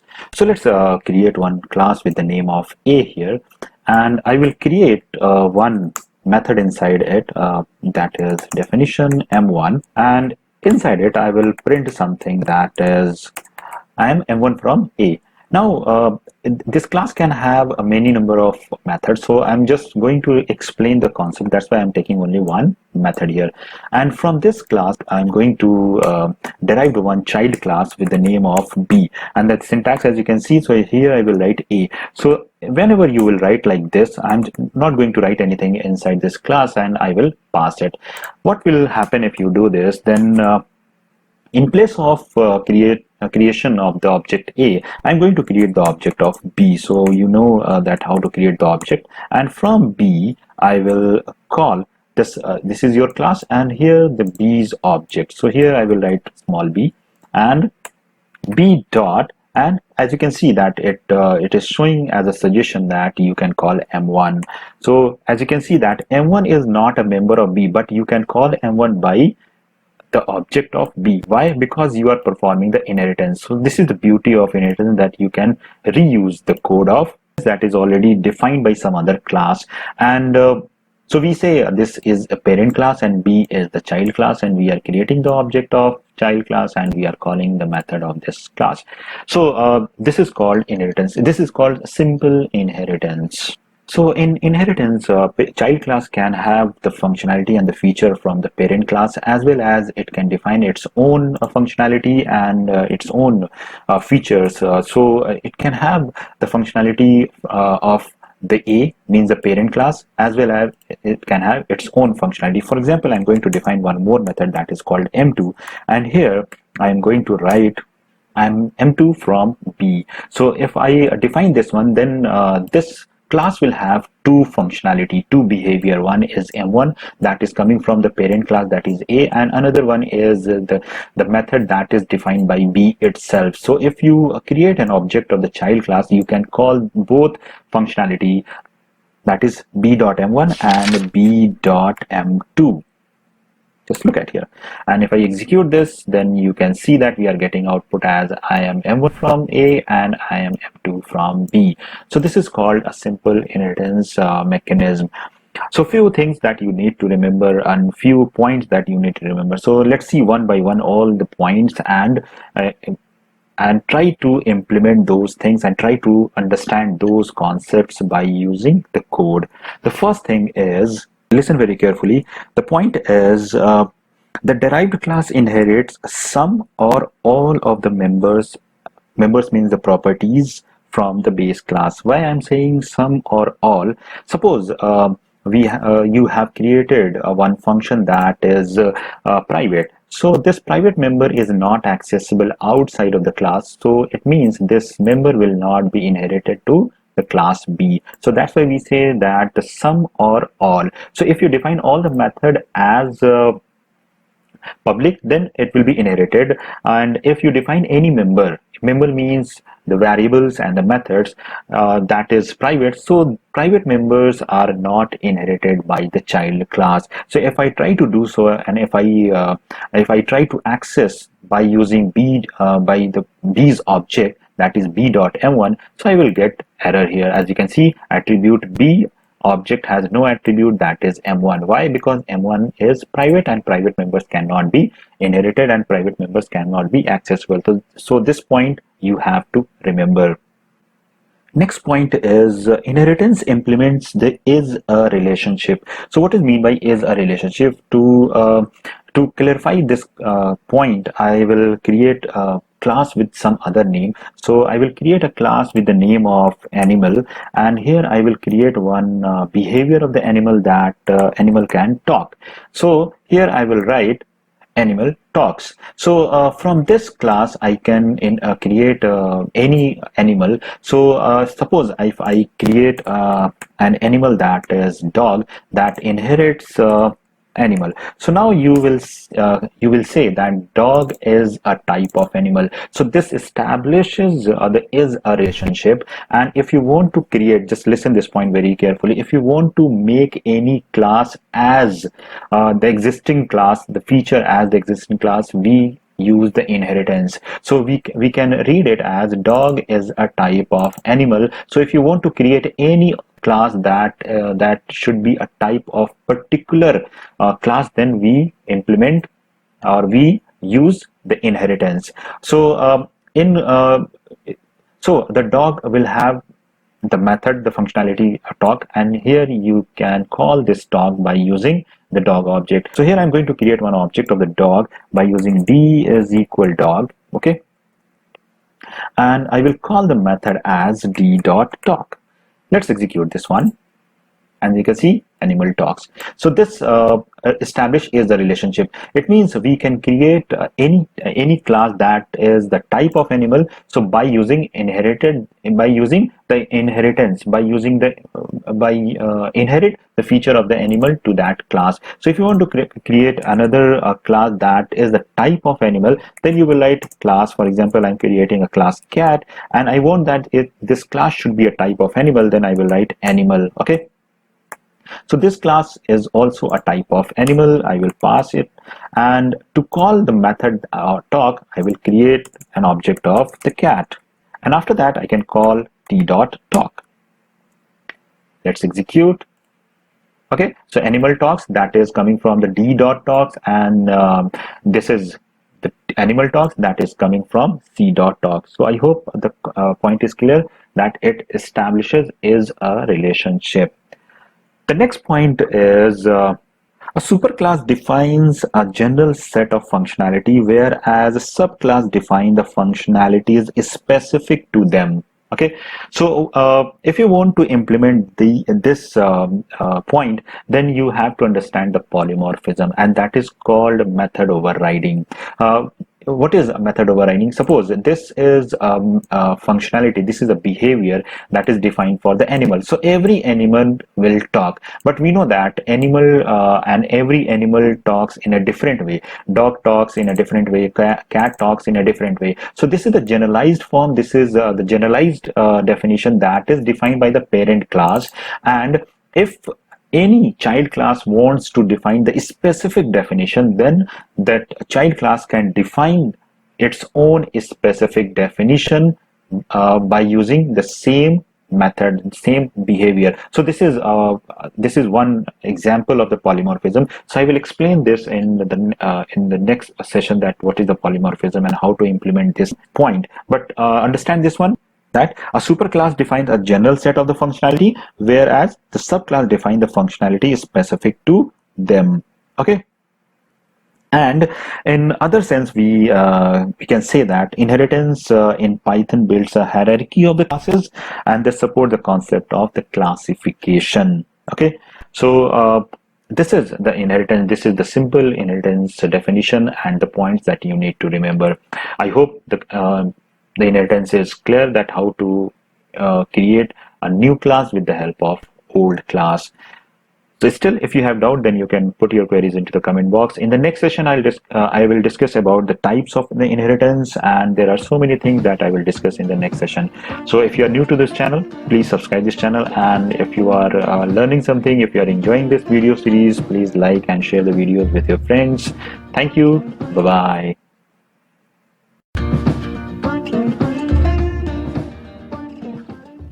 Hello and welcome to the Python tutorial series. My name is Daneyal. In the previous session, we have learned that how to perform the inheritance in Python. So we have seen a few codes by which we can perform the inheritance, and we have seen that the private methods cannot be inherited in child class. If you try to do so, then you will get error. In this session, I'll talk about two important things. One is super method, and second one is constructor in inheritance. So let's create one example for that. So I will create a class with the name of parent here. So that will be a meaningful name, and method that is m1. Okay, and here I will write a message m1 from parent. Okay, and I will create a class that is the child class of this parent, and it will inherit the parent class. So now I'm going to create one more method in child class, that is m2, and this will print a message that is m2 from child. That's it. And if you want to access and if you want to execute the method, then you can create the object of the child, and you can access m2 and you can access m1. We have already seen this one in the previous session. Now, suppose this parent class has constructor. So the constructor definition will be like this: self, and here I will print one message. I'm not going to initialize any variable. I'm going to just show you that how the constructor behaves in inheritance. So I am from parent. This is the message that will be printed by your parent class.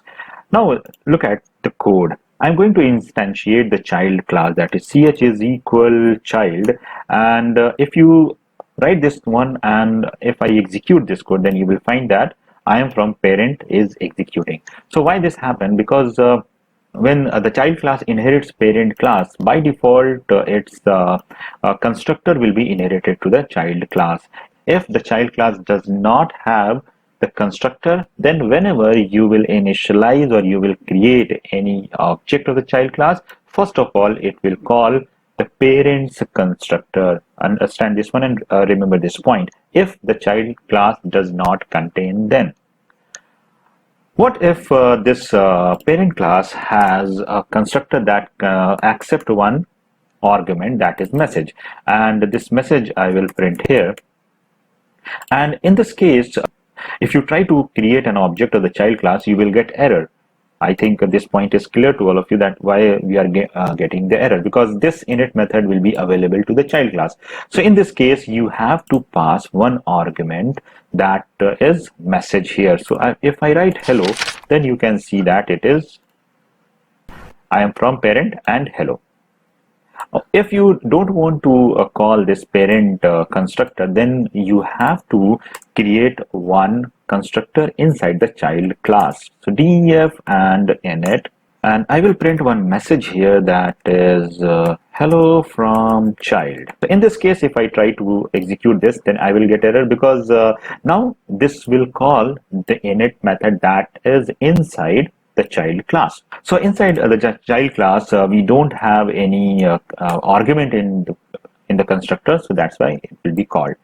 Now the requirement is, if I initialize the child class by the child's constructor and I want to call first of all the parent's constructor, this is the requirement, and this can be a requirement in the actual code also. So understand this one. If you want to do this, then you can do this in two ways. First of all, there is a method that is called super. Okay, super points to the parent class that is inherited by this child. So this child is inherited a parent, so now super will represent to this parent, okay, this parent class.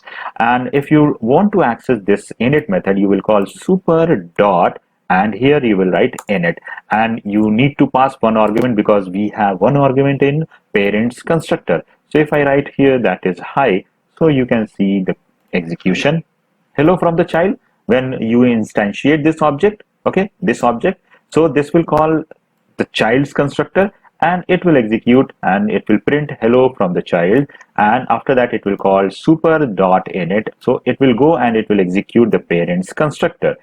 That's why you are getting the output as hello from the child and I am from the parent, and hi that you are passing here. Or if you don't want to execute by using the super, then you can write by the class name, and we have already seen that how to call a method with the class name. So if you try to call a method by the class name, first of all you will write class name dot the method name that is init, and here you need to pass the object. So object we have already in init method, that is self, so we will pass self, and message, that is any message that you want, that is hello. So execute this one. So as you can see, hello from the child, first statement. Second statement is super.init, and we are passing hi.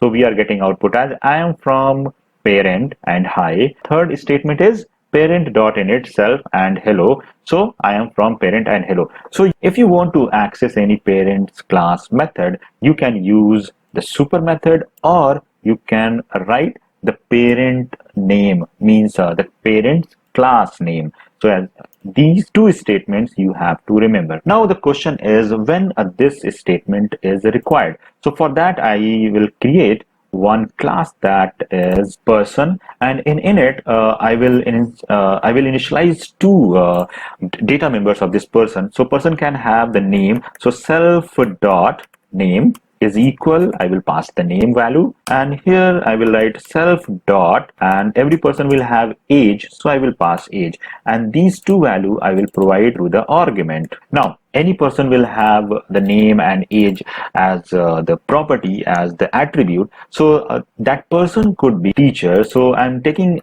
one class that will be a child of this person. So I will write here that is person. So this is these are the properties that will be contained by every person. That person could be teacher, that person could be a student, that person could be your doctor, and any person could be there. So teacher will have its own property that will be not common to other person. So suppose I want to extend the property of the person in terms of the teacher. So what will I do? I will write here that is teacher's specialization. So I will write here that what is your specialization. Okay, so specialization I will specify here. So I will write here is self dot and specialization. Okay, so here that is self dot specialization is this specialization. So this teacher will have the name and age also. So we should take the benefit of the inheritance, and we should call it as super.init, and in init we will pass the name and age that will be provided by the child class. This is the way that you can initialize the members of your teacher. And name and age you want, so here I will write one variable that is the name. So name I will write first, and after that I will provide the age, and after that is specialization. So we don't need to write the self dot name is equal to name here, self dot age is equal to age here. We are using the inheritance feature, and this is called dry functionality. Dry functionality means don't repeat yourself. So we are not repeating our code, and we are using parents constructor to initialize the members. So here I will write that is a teacher, and name, the name you can put anything. For example, that name is Daneyal, and age is 30, and specialization in programming. So to access the values of this person, I will write here that one method to display the details, and I can print all the values, and here I will pass self dot name. Let me copy and paste self dot age and self dot specialization. So let's call this method ch dot display. So as you can see, name is Daneyal, and okay, this is the copy and paste that is, and here I will write a specialization. So as you can see, so this is name and age and programming. So this is the way that you can use the super in child class. And suppose your requirement is that you want to call the method m1 from the parent class. So let's see, in display I'm going to call this method that is m1. So I will write m1. So can we call this m1 direct? No. So we need to call this by using super.m1, or we can call by a class name that is person.m1, and first I will pass self into it, and we can call this. So this is the way that you can use self, and this is the way that the init method means the constructor behaves in inheritance. So let's summarize it. First of all, if you have defined any constructor inside your parent class, that will be available into child class by default. Okay, and if you instantiate the child's class object, you have to match the number of argument that is available into the parent's constructor, or you can define the child's constructor also in the child class. And in that case, if you want to use and if you want to take the benefit of the parent's constructor, you can call the parent's constructor like this, and you can initialize the child's class object. If you want to call any member from the parent class, you can call in two ways. First one is by using super method, and second one is by using the parent's class name. So I hope the super and the constructor in inheritance is clear to all of you. Still, if you have doubt, then you can put your queries into the comment box. I will definitely give you the answer. If you're new to this channel, please subscribe this channel. There are so many things that I will cover in the future videos. Please like, comment, and share. Thank you. Bye-bye. Hello and welcome to the Python tutorial series. My name is Daneyal. In the previous session, we have talked about the super method and the execution process of the constructor in inheritance. So let's quick revise what is inheritance. So we know that the inheritance allows us to inherit attributes and methods from a parent class. And why it is useful? It is useful because we can derive the class from and get all the functionality from the parent class, and we can extend the functionality in child class. So as in the previous session, we have seen that there is a class that is person. It has two properties, that is name and age, and in child class we are extending the property of the teacher class by adding one more attribute, that is a specialization. So this is the benefit of inheritance. In this session, I'll talk about a very important thing that is called MRO, that is method resolution order in terms of the inheritance, and we'll see that the types of the inheritance. What is mean by the types of inheritance? Types of inheritance means the acquiring the feature of the parent class in a child class in a different way. Python supports the following types of inheritance. One is a single inheritance, a second one is a multi-level inheritance, third one is a hierarchical inheritance, and fourth one is multiple inheritance. So let's see with the example that what is MRO. We know that when we create any object of the class, then it will call the constructor first. So if we do not mention the constructor in teacher class, as you can see here, okay, so we can pass only two members, that is name and age for the teacher. Let me remove this. So which method will be called when you initialize this object? So definitely it will go first and it will search into the teacher class, and if it doesn't find that the init method is available in this class, then it will go and search into its parent class. So how does it happen in inheritance? Because this happens with the help of MRO. MRO tells that what will be the order of searching of a particular member in a class whenever you want to execute that. So if you want to see that the MRO means the order, you can do this by using a help function. So let me print one MRO here. So I will use help, and I want to see the MRO of this class, that is the teacher. So look at here and let's execute. As you can see, it says that the class teacher that extends that inherits the person class, and it has the teacher and name and age, and the teacher has the constructor that accepts name and age. Method resolution order is, first of all, it will search into the teacher, and after that, if it does not find that method into this class, it will go and search into the person class, and if it does not find that method into the person, then it will go into the object class. And from here I want to mention one more thing.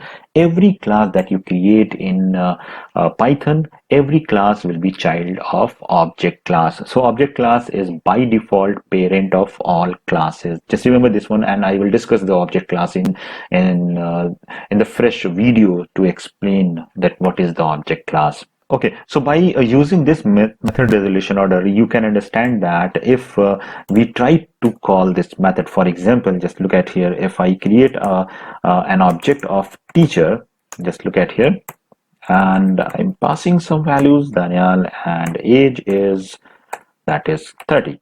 So if I call, if I initialize this object, then first of all it will search the init method into this class, and if it doesn't find, then it will go into the parent class. In the same way, if I access the method that is ch dot, and if I write m1, so first of all it will search the m1 method into the teacher, and if it is not available into the teacher, then it will go into the person. Okay, so just remember this one, because we will use this MRO into the inheritance, into the multiple inheritance also.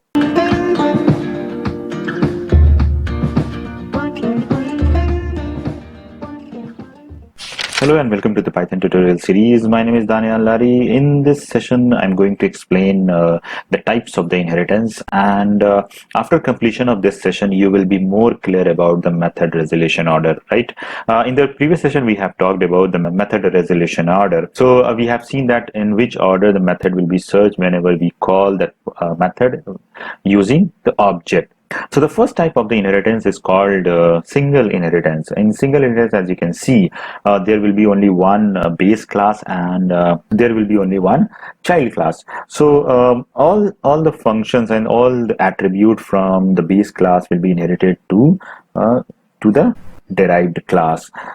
If you implement through the code, then you will write class A. As you can see here, that class A can have any method. So I'm writing only M1, and here I'm going to print one statement here, that is M1 from A. So this is one class, and if you create any child class of this A, that only one child class of this A, so that is called single inheritance.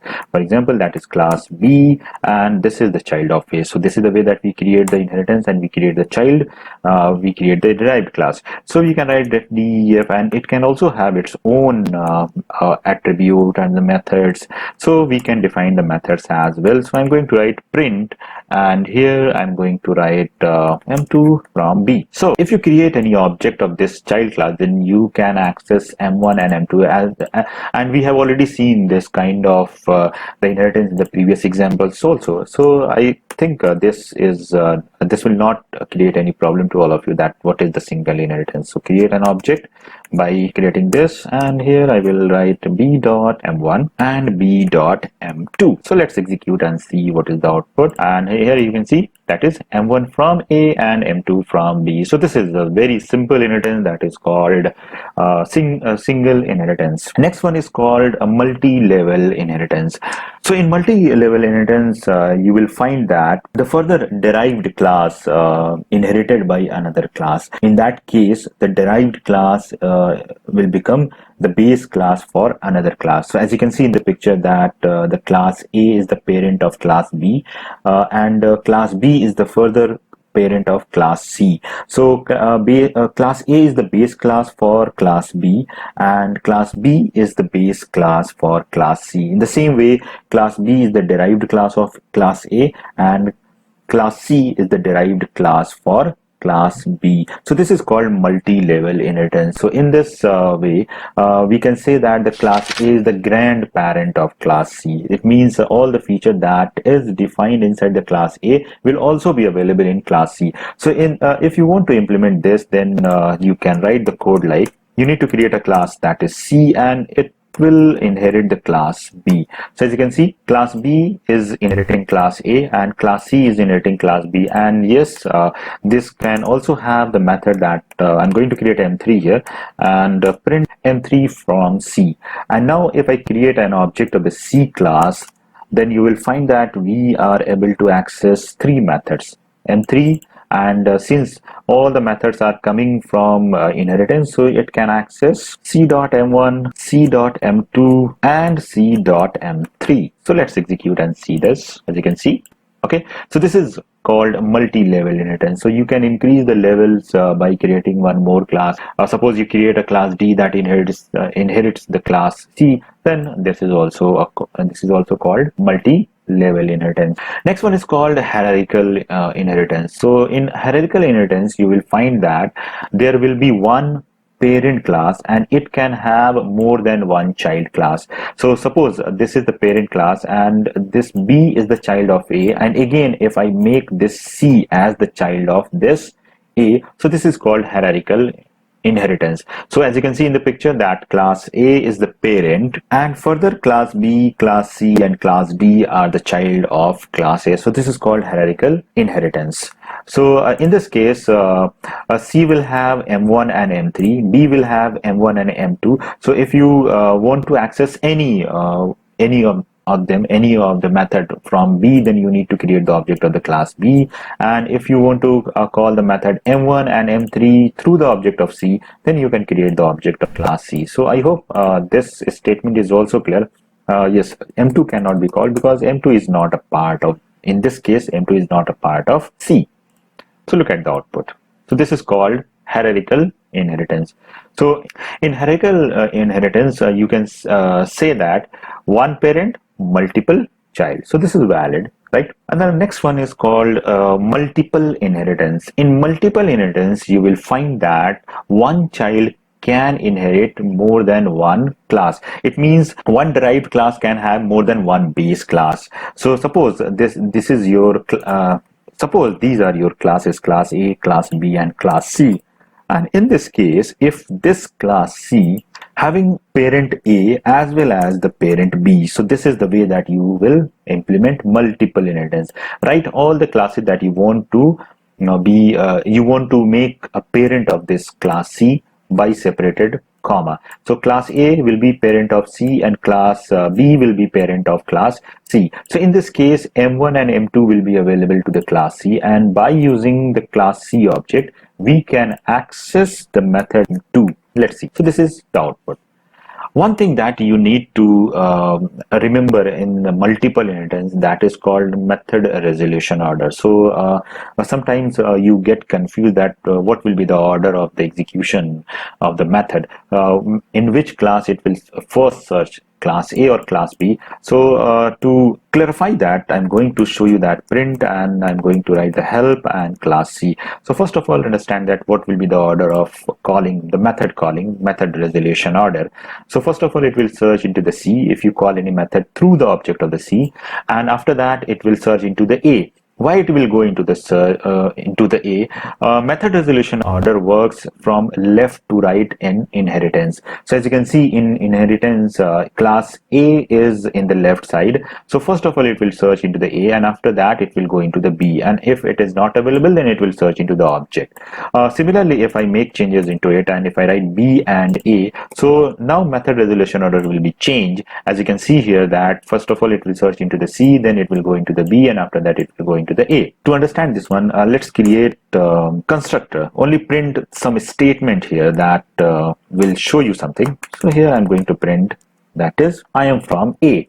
And similarly, I'm going to create one more init method into the B, and here I will write I am from B.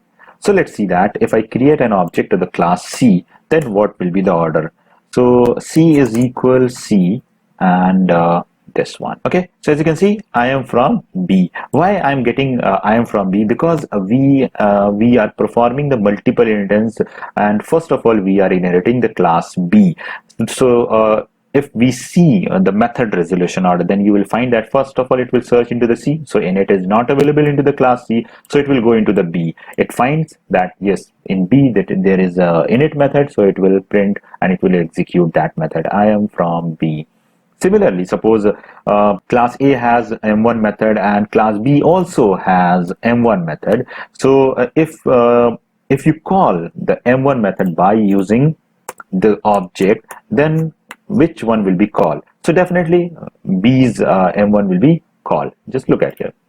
As you can see, I am from B and M2 from B. Why? This is the method resolution order, and this will be applicable for all the classes that inherits some other class. If you make changes into the order, just look at here, A and B. So it will go and search first of all into the C, and after that it will go into A. As you can see, I am from A and M1 from A. So I hope Uh, Types of the inheritance and the method resolution order is clear in this session. So still, if you have doubt, then you can put your queries into the comment box. And if you are new to this channel, please subscribe this channel and please like, comment and share. Thank you. Bye bye.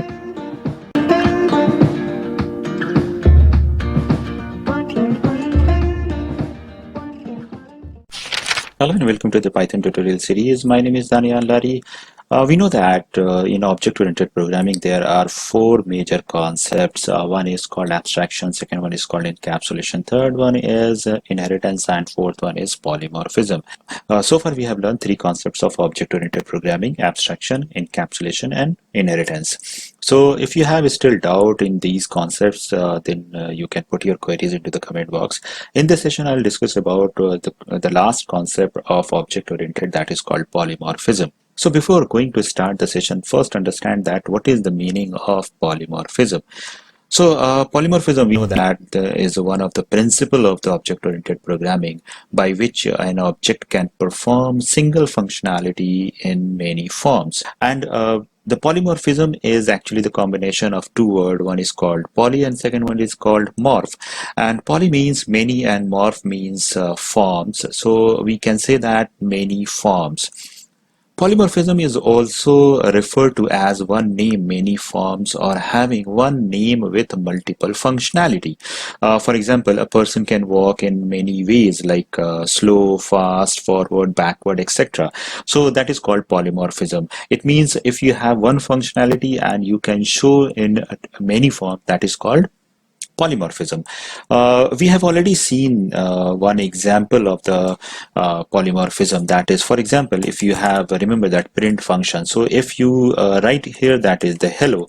So you are passing one argument, that is a string. So it prints the hello. Let's execute and see this. So as you can see that we are getting the hello output. But if you have any variable, for example, a is equal to 10, and you want that it should print a value and it should print hello as well. So you can write print as well as you can pass hello, and here you can pass the second argument as a. So it means the print function can be used in many forms, with a single argument, with multiple arguments, and with different types of the argument also. It means that the print function can perform the many functionality. So it has the many forms to perform the functionality. So you can also do this by using your code, by your implementations. So let's see that how to implement the polymorphism. We can achieve the polymorphism by using the method overloading, by using the operator overloading, and by implementing the method overriding. So overloading, we say that if you have one functionality with a different number of the arguments, so that is called method overloading. So in Python, if you define one function that can works with a different number of the arguments, so that is called method overloading. So let's see that how to achieve this. For example, if you have one class that is calculator, for example, okay, so that is the calculator, and here we can define a function that is add, and this function can perform the addition of two numbers. Okay, so this will be the implementation of this function. This function will accept two arguments, a and b, and after that we will print the value of a plus b. And if you want to call this add function, first of all you will create the object of calculator, and after that you will call this add function by passing two arguments. So let's create an object of this calculator. OB is equal to calculator, and here I'm going to call this add function and passing two value. Okay, now if you run this, then you will see that we are getting the output as, okay, one more thing that I made a mistake here, that is comma. So let's see. As you can see, the sum is 22. So now it works fine, but the requirement is I want to add three numbers. So we can do one more thing, that we can create a separate method that will accept three arguments and that can perform the addition as well. But the requirement is we don't want to change the functionality, because we want to implement the polymorphic behavior. Polymorphic behavior says that a function one function can perform in different ways. So if you have one addition functionality of the calculator that can perform the addition of two numbers, so this add should perform the addition of three numbers as well. So this can be performed by using one implementation that is called default arguments. For example, if I write c is equal to 0, so it means if we pass c is equal to if we pass three arguments, so it will accept three arguments. If we pass two arguments, then it will work for a and b, and c will be 0. So now I am going to write the logic is a plus b plus c. So let's see that will it work for the two arguments or not. Yes, it is working. Now if I want to add three numbers, so I will write a dot ob dot add, and here I will pass three numbers, 10 comma 12 and then 13. So let's see that will it work for the three arguments or not. Yes, it is working for three arguments. It means this add function of the calculator class is performing the addition on two arguments as well as on three arguments. So this is actually called the polymorphism. A single functionality can act in a different ways. So this is called the polymorphism. You can also do this by using one more implementation that is called var args. So if I write simple like asterisk and args, so now it will accept as many as number of argument you will pass, and it can perform the addition of those arguments. So we can write like this, or I in args. Okay, and here we can write that sum is equal sum plus I, and first of all we need to declare one variable that is 0, and after that I will print the value of the sum after the completion of this loop, as you can see. So now if I pass two arguments, then it will accept two arguments. If I pass three arguments, then it will accept three arguments. Let's see that what is the output of this program. So now you can see this, that it is also performing the operation. So this is the implementation of method overloading, and remember this one, method overloading will be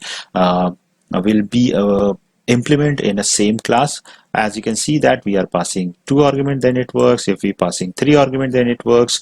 And if we pass any number of the argument, for example ob dot add, and here I am writing 1 comma 2 and 3 and as many as number of arguments, so you can see that we are getting the output. So as you can see, add function performing the more than one functionality, more than one behavior, as the number of arguments gets different. So this is called polymorphism. So this is called method overloading. So I hope the method overloading is clear to all of you. Still, if you have doubt, then you can put your queries into the comment box. And if you are coming from any other object-oriented programming language like C++ and Java, then that the implementation of method overloading is a little bit different in those languages. So don't compare with those languages with the Python, because the implementation part is Python is a little bit different. So I hope all the concepts of polymorphism related to the method overloading is clear. Still doubt, then you can put your queries into the comment box. So method overloading and method overriding I'll discuss into the next video tutorial. So still, as I said, if you have doubt, then you can put your queries into the comment box. Thank you for watching. Thank you. Bye-bye.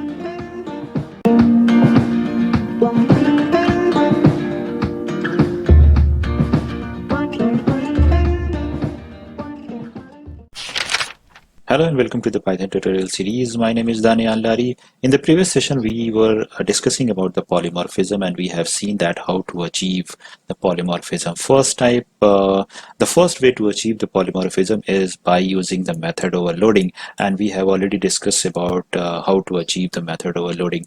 Next way that we can use to achieve the polymorphism is called method overriding.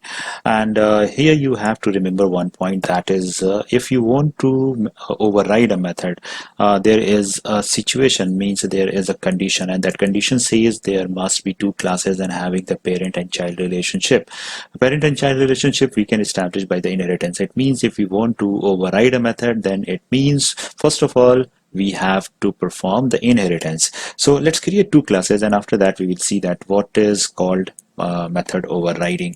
So for that I will create one class with the name of, for example, that is animal, with one behavior that is called talk. So we know that animal can talk to each other, and I will write here only one statement that is called animal talks. And if you want to create any class as animal, so you have to inherit this class. For example, if I create a class that is dog, so if I want to make this dog class as animal, so I will inherit this class. And I'm not going to write any statement into it. So just write the pass statement.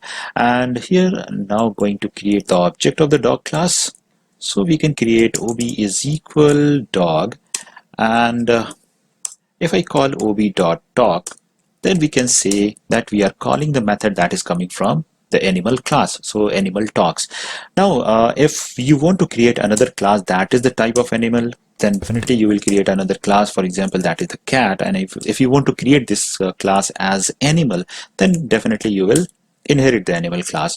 Now, again, I am not writing anything into it, and just going to create an object of this cat class. Just look at here and call ob1.talk, and let's see that what is the output. So yes, I think this statement is clear that why we are getting the animal talks, because talk method is defined into your animal class that is inherited by the dog and cat, and it will get the version that is available into the animal class.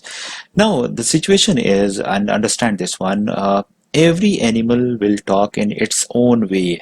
So we know that the dog will talk in its own way, cat will talk in its own way. So we can define the behavior of the dog as well as the behavior of the cat in these classes, that what is the way that the dog and cat can talk. But the situation and the condition is, since we are talking about the polymorphism. So polymorphism says a single functionality in different ways. So we have to maintain the single functionality that is called talk. And if I call the dog, if I call the talk method with the dogs object, then it should say that in which way the dog is talking. So it means we have to define the talk behavior into this dog class. So we will write the talk here, okay? And one definition, only one statement I will write here, that dog barks. Similarly, if I want to create the talking behavior of the cat, then I will write that dog, and here I will change the behavior, that is cat mews, okay? It means now if I call the talk method of this dog, and if I call the talk method of this cat class, then we will get the output as dog barks and cat mews. And as you can see that we are using only the single behavior, the same behavior of the animal's object, animal type of the object, that is dog, and cat, that is talk. And since the talk is also available in the animal, so if you want to call this talk method, then you can create an object of the animal and you can call the talk. It means we don't need to call any other method. We don't need to remember any other functionality of any animal, that in which way the animal is talking.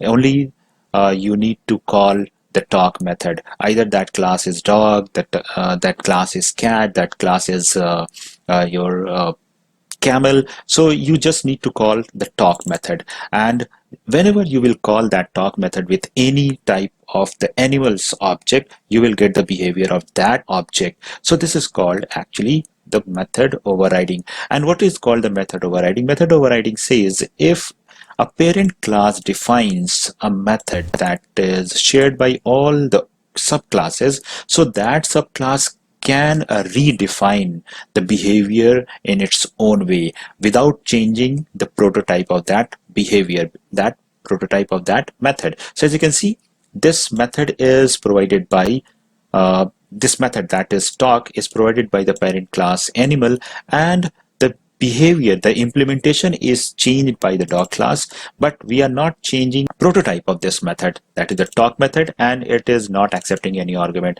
So method overriding says the method that is provided by the superclass is redefined by the subclass. So as you can see, talk, and here the cat is also implementing the talk method. So this is called method overriding. So it is very simple. Just remember this one.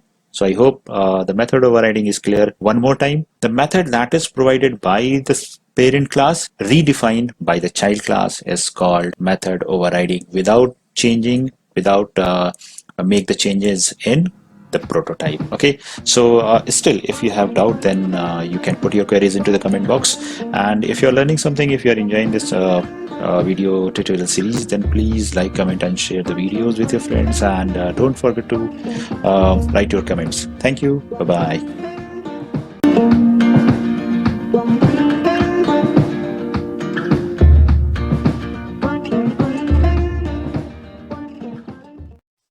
Hello and welcome. In the previous session, we have learned about the method overriding. In this session, I will talk about the operator overloading. So we have seen that the plus operator and the multiplication operator works differently on the different types of objects. For example, the plus operator can be used to add two numbers, the plus operator can be used to concat two strings, or the plus operator can be used to merge two lists. Look at the example. So here you can see I have declared two number type, integer type of objects, two string type of objects, and two list type of objects. And I'm using the plus operator with every type of objects. Okay, so here when I use the plus operator with the number type of value, number type of object, I'm getting the result as the addition of these two numbers. When I use the plus operator with the string type of objects, I will get the output as the concatenated result. And when we will use the plus operator with the list type of objects, then we will get the new list with the result of these two lists. Here you can see 30 and Python tutorial as the concatenated result and the merge result of these two lists. Okay, so this feature that allows the same operator to show different behavior with the different types of objects or operand is called operator overloading. It is simple as that. So the question is that how is it possible? How is it possible that this operator works differently with the different type of objects? This is possible because plus operator is overloaded with the integer type of a class, with the string type of the class, as well as with the list type of the class. Okay, so actually when we write something like a plus b, behind the scene, one special method, or you can say one magic method gets called, which is associated with the plus operator. So actually behind the scene, this statement gets called a dot underscore underscore add. This add is the special and the magic method which is corresponding to the plus operator. Okay, so this is the method, and here the other method gets called, other object we pass here, and this method gets called. So if I write in place of this statement, if I write a dot underscore underscore add underscore underscore and pass the other object, that is the b I want to add, so I will get the same output. Okay, it means that whenever we call the plus with any statement, then the behind the scene this method gets called, and this is the special method, this is this magic method which is corresponding to the plus operator. Okay, so in Python, whenever we perform any operation and use any operator, the special method gets called. So every operator in Python is corresponding to one special magic method. So here you can see, here is the list.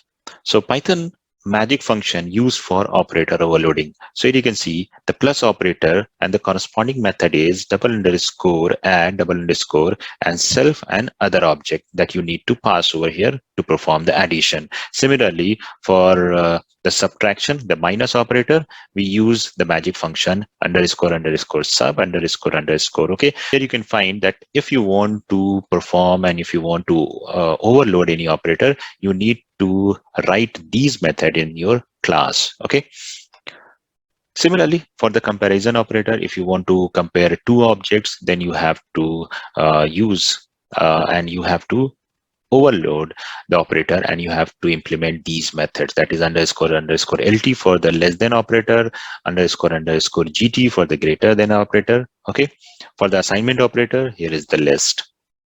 Similarly, for the unary operator, the corresponding method for every operator, the list is here.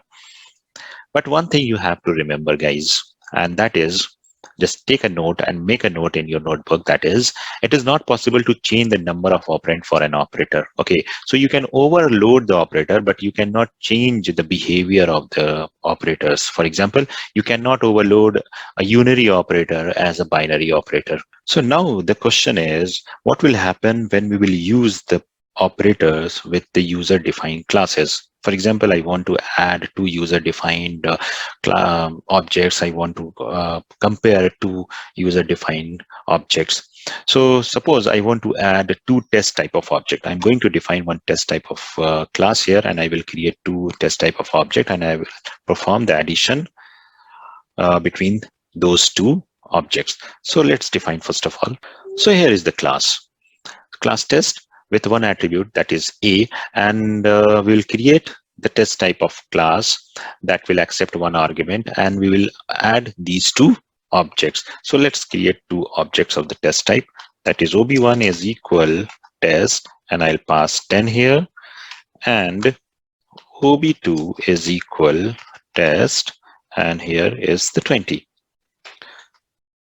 And I'm going to add these two objects, ob1 plus ob2. Okay, so look at this. So when we will execute this code, we are getting the output as error. So here we can see that it is showing the type error. Why? Because Python doesn't know how to add these two test type of objects. Python knows that how to add two numbers, how to concat two strings, but Python doesn't know how to add test objects. However, we can achieve this task in Python through the operator overloading. And to overload the operators in the Python provides a number of special methods that we have already seen into the chart.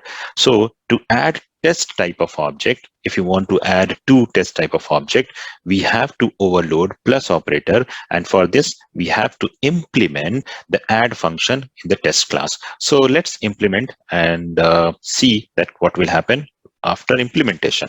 So I will add here one method that is corresponding to the plus operator, and here is the other object. Okay. So this self will represent this ob1, and other is ob2. So let's extract the values from every object. So self dot a plus other dot a. And after adding it, we'll return the result. Let's see.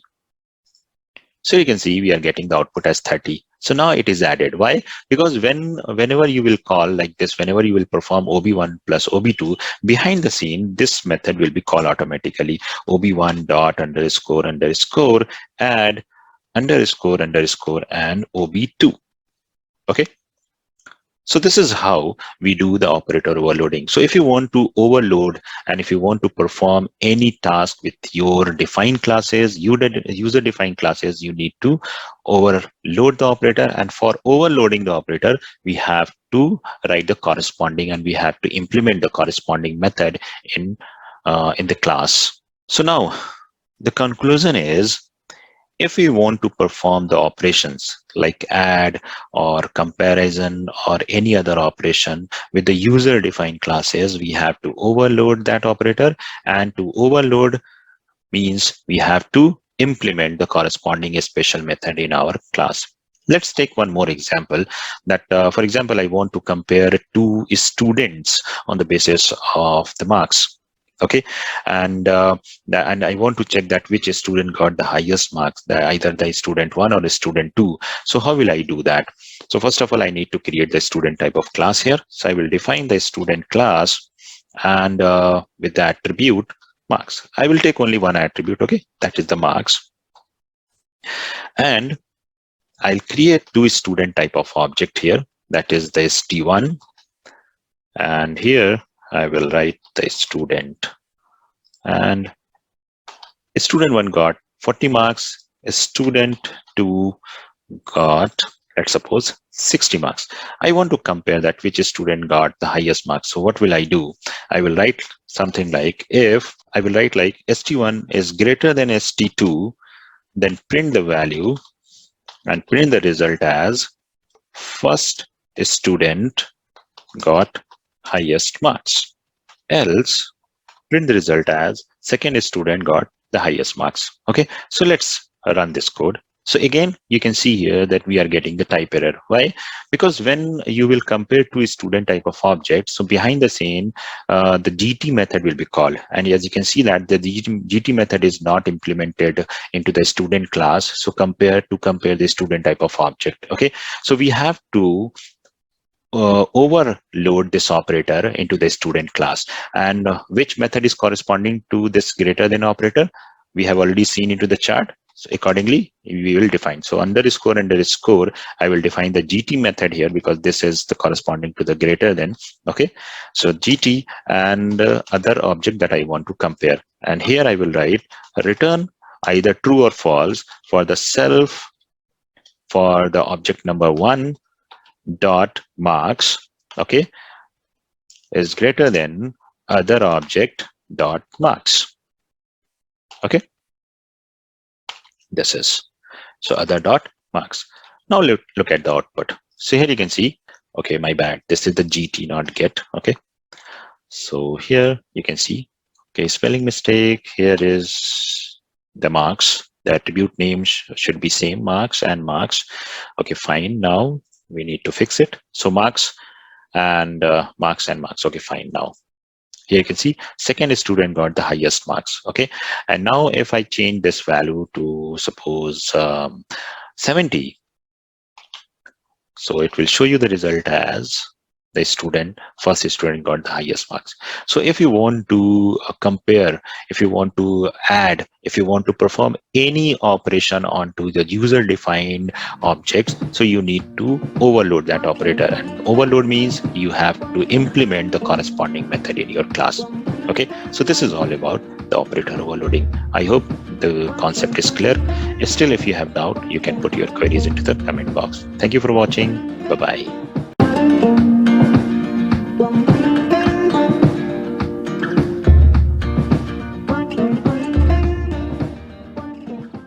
Hello and welcome. In the previous session, we have seen that what is operator overloading and how to achieve operator overloading in Python.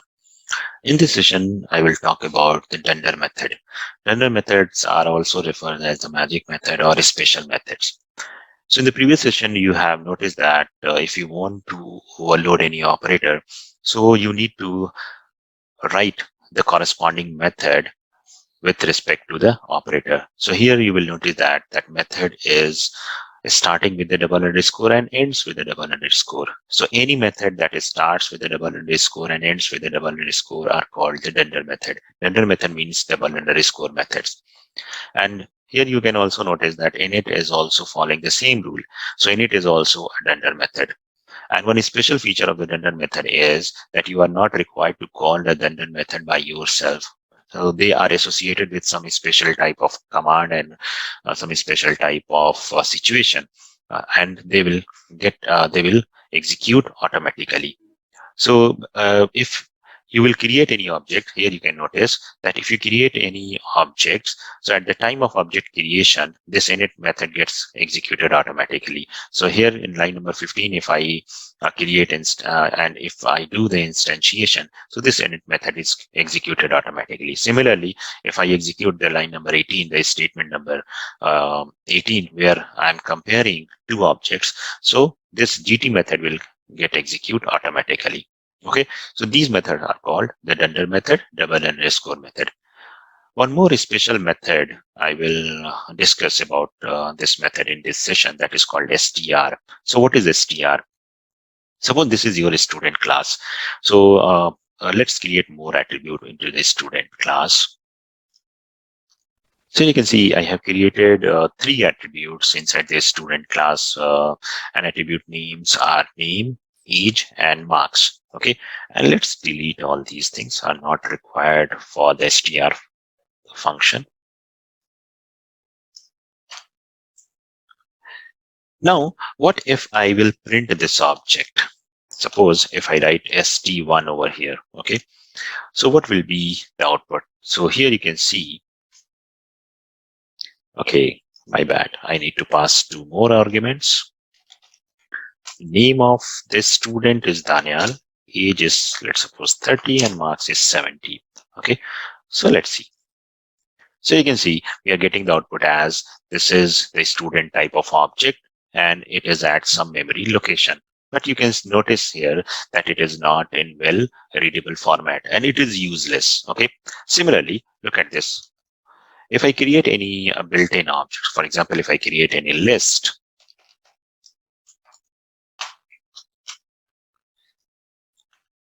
and if I call the print and pass this object to the print, then I'll get the output as that I'm getting the list values. Okay. So this is fine. This is into the readable format. It is useful. But this information, when I'm calling this st1 into the print, so it is showing that this is the student type of object at some memory location. It is not so useful and it is not meaningful as for us. So if you want to represent, if you want to show your a student or any user-defined object into the readable format to the end user, you can use the str method. So internally, actually, whenever you call the print or str function, we know that is str function, the one Dunder method is executed automatically. And we have already discussed about that. That is, the every class has the parent as the object. Okay. This class is the parent of every class. So this class has one implementation of the str. So if you are not implementing the str in your own class, so str version of the object class will be called. Okay, so that's why we are getting the output as this. So if you want to represent your object as per your requirement, so just override this method in your class. So let's override it, str, and this str returns the string representation of the object. So let's return the string representation. So here I am returning the student name. Okay, so self dot name, and this is totally depends upon you that how many attribute you want to return and you want to show to the end user. Okay, so self dot age, and formatting will be yours, self dot marks.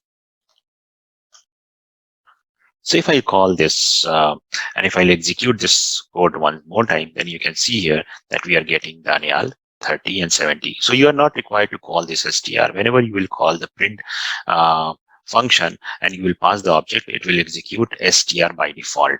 Okay, so if you are not overriding it, it will call the object version. And if you want to show your own object in your own representation, you can override it and you can represent your string. So how you want to represent your object, this is totally depends upon you. I want to show the name separated by the comma, then age, then separated the comma, and want to show the marks. You can also modify this representation. Okay, so this is the str. So that's all for in this session. I hope that str and Dunder method is clear. Still, if you have doubt, you can put your queries into the comment box. Thank you for watching. Bye-bye.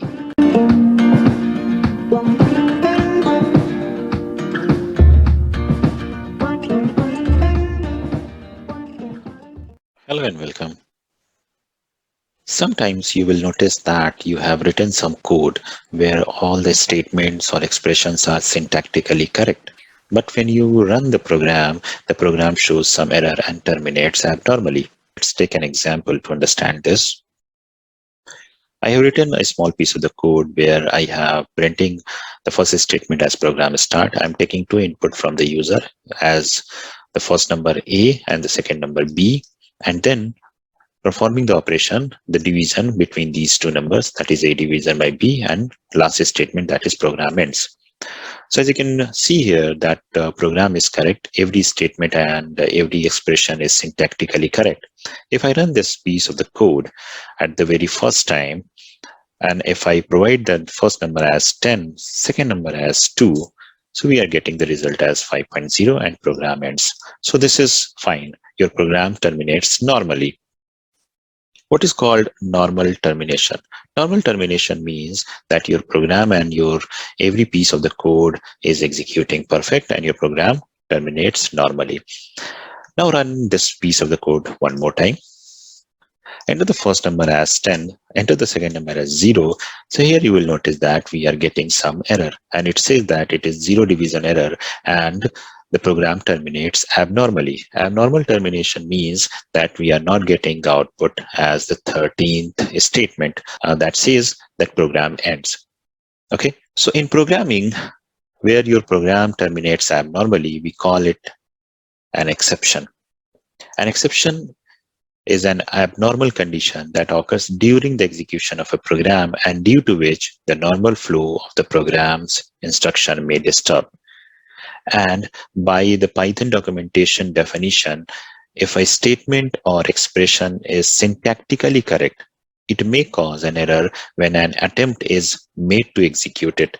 Errors detecting during the execution are called exceptions. Okay, so in a program, you can get a number of exception and types of exception. For example, here you will notice that we are getting the zero division error. Maybe you will get type error or value error or any other type of the error. Okay, so in that case, your program will terminate abnormally. So you have to maintain and you have to write something that it should prevent the abnormal termination. So to prevent the abnormal termination, we have to handle the exception. And to handle the exception, Python provides some keywords. Keywords like try, except, finally, else, or raise. So by using these keywords, we can handle the exception into the Python. How will we handle the exception by using these keywords? Just look at the example. So first of all, we will look at what is try. Try is a block. And it says that try is a block where we put all those statements that may generate any exception. So in this particular example, you can see here that this line, that is the line number 11, can generate and can raise any exception, that is the zero division exception. So we'll put this statement into the try block. And except is a block that will handle the exception that is raised by the try block. So remember this one, as your try block will be finished, you have to start the except block. Okay. And here you have to write some statement, means some custom message. Here you can see that it is showing the message like trace back most recent call and some statement like print result A divided by B, zero division error and something. So you can print your specific message over here by using the except block. So here I'm writing exception is generated. And this except block is called the global exception handler. Okay, so any kind of exception, if any kind of exception is generated in your system and that is inside your try block, can be handled by except block. Okay, because it is the global exception handler. We are not mentioning here that which kind of the exception you are going to handle. So it can handle any type of the exception. So look at the output one more time. We are going to execute it. So 10. And here, if I enter zeros, the second number, so you will notice your program is not going to terminate abnormally. You are getting the output as program end. So in general, in try block, we write only those pieces of the code that we need to monitor and that can generate any exception. But you can write any number of the statement into the try block. But remember only one thing, that as your try block is finished, your except block should start. Okay, in between you cannot write anything. So look at this, I'm writing all the statement into the try block. Okay, and except over here.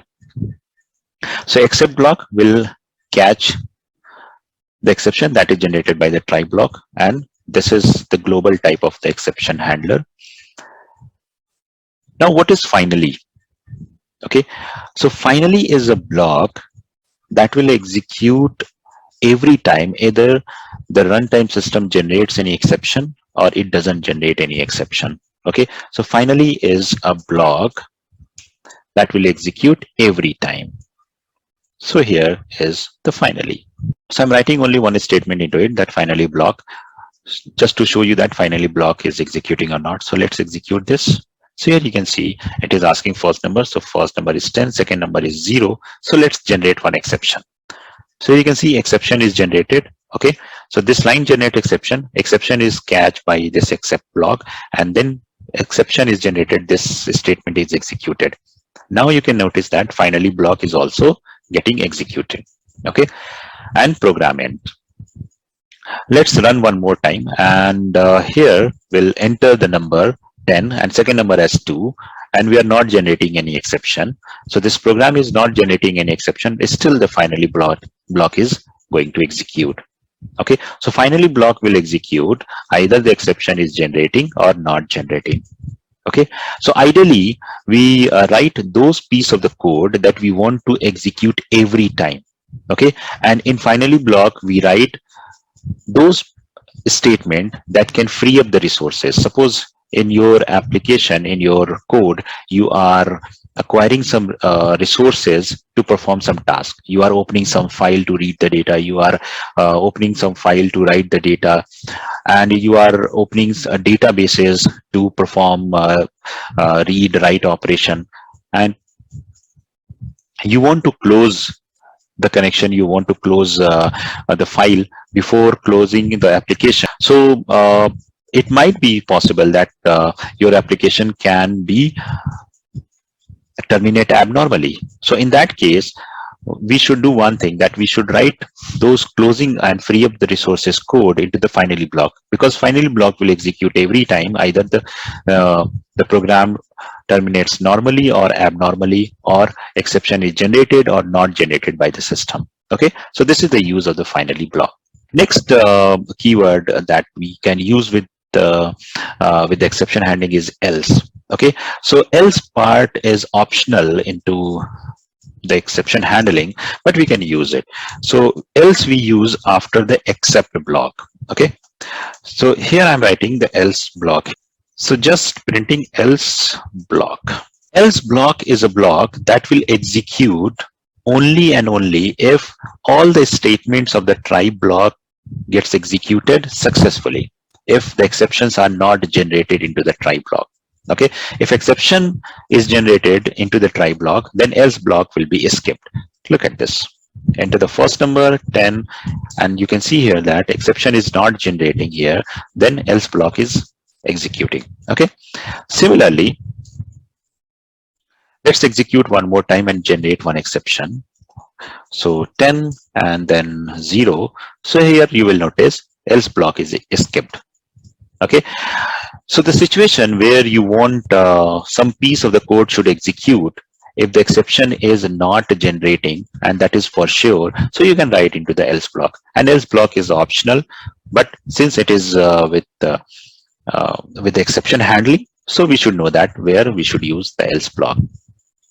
Okay, so this is the try, except, finally, and else, and this is the standard way that we use the try, except, finally in exception handling. This except block is called the global exception handling, and as I said earlier, in one try block you can have multiple statement, and in which maybe one or two or three statement may generate the exception. But remember this one, only one exception will be generated at a time. What is mean by that? Suppose I'm dividing the number by 0, or here I am writing some piece of the code, like I'm adding a string into the integer. So we know that this line will generate the exception, that is the exception of type error type, right? So you can have any number of statement inside it, and you can generate any number of exception inside it. Means a statement can generate any number of any exception inside it, but at a time only one exception will be generated. Why? Look at this. I am writing print x. Okay, let's run this. Enter the first number, that is 10. Enter the second number, that is 2. Okay, and here you can see the result is 5.0. It is correct, but exception is generated. Okay, this line will throw the exception, that is the type error. So that's why it is generated over here, and next exception is not next statement is not executing. In between, I will write some more statement just to clarify. That is the print and after addition of str and int. Okay. So let's see that whether this line is going to execute or not. Enter the first number, enter the second number, and here you will notice that this statement is not executing. Okay, so why? Because exception is generating and raise at the line number 13. So after the exception generation, all the statement followed by the statement will be skipped. Okay, so these statement will be skipped. So you will notice only one exception is generating at a time. Okay, and that exception will be handled by the except. Why? Because this except is the global exception handler. Now what if I want to handle a specific type of the exception? So to handle the specific type of the exception into the except block, you have to mention the specific exception type name here after the except keyword. For example, I want to handle the zero division error, so I will write zero division. So this except block will handle only zero division error, except these, except this exception. If any exception generated by the program will not be handled. Look at this. Okay, so now you can notice here that result 5.0, and after that the line number 13, the statement number 13 is going to execute. That throws type error exception, but it is not handled. Why? Because we have the except block that can handle only zero exception. But before termination of the program, you will notice that finally block is going to execute. Okay, so if you want to handle the specific type of the exception in your program, you have to mention the specific name over here. Okay, and with the one try block, you can have any number of except block. Okay, so more than one except block you can use with the try block. So I'm going to handle the type error over here. Okay, so type error, so this will handle the type error. So type error, another except block I can write here, except, and that can handle the name error. Okay, if name error occurs,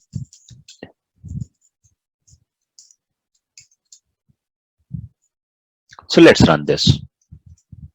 So here you can see if I'm writing 12 and 3, so result is 0, and it says that type error is generated. Finally block is executing and program ends. Okay, so for one try block you can have any number of except, and this is recommended. We should go for the specific type, and suppose you know that these kind of exception can be generated into the try block, but maybe some more exception can be generated, then write the generalized except block. Okay, you can also write the generalized, and you can print a generalized message that exception is generated. Okay, and write the specific message over here, cannot divide a number by 0. Okay, so look at this. So 10, then 0, so specific message, cannot divide a number by 0. Finally block is executing and then program ends. Okay, so this is the way that you can use try, except, finally, else to handle the exception. Okay, so let's do the revision and summarize it. To handle the exception, Python gives us try, except, finally, else, and raise keywords.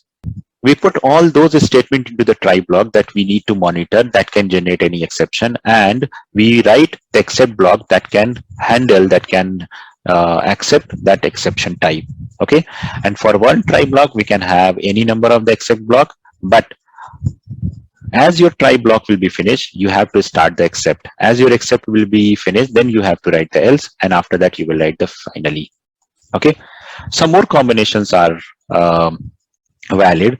Inside the try, you can also write nested try, except, and finally. Inside the finally, you can also write the try, except, and finally. Okay, as I said, this else is optional, so you can remove it. Okay, so as per your requirement, you can make the combinations. Okay, so this is how we handle the exception into the Python. I hope that the exception handling is clear. Still, if you have doubt, you can put your queries into the comment box. I will definitely try to answer all the queries. So that's all for in this session. In the next session, we will learn how to use the arrays keyword into the exception handling. So thank you for watching. Bye-bye.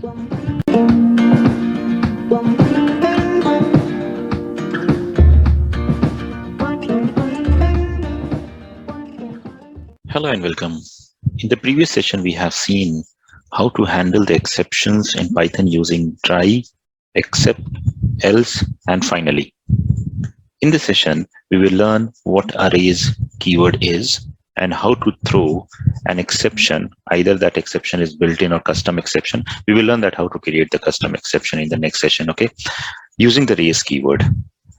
So we can use the arrays to throw an exception if a condition occurs.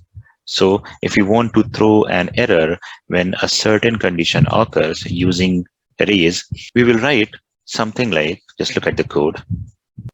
So I'm writing x is equal to 10, and there is a condition. It says that if x is greater than 5, then raise one exception, and raise and your exception name.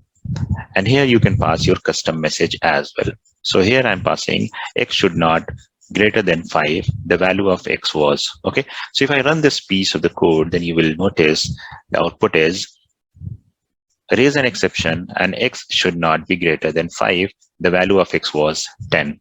Okay, we can say that we use the raise keyword to throw a Python exception manually, right?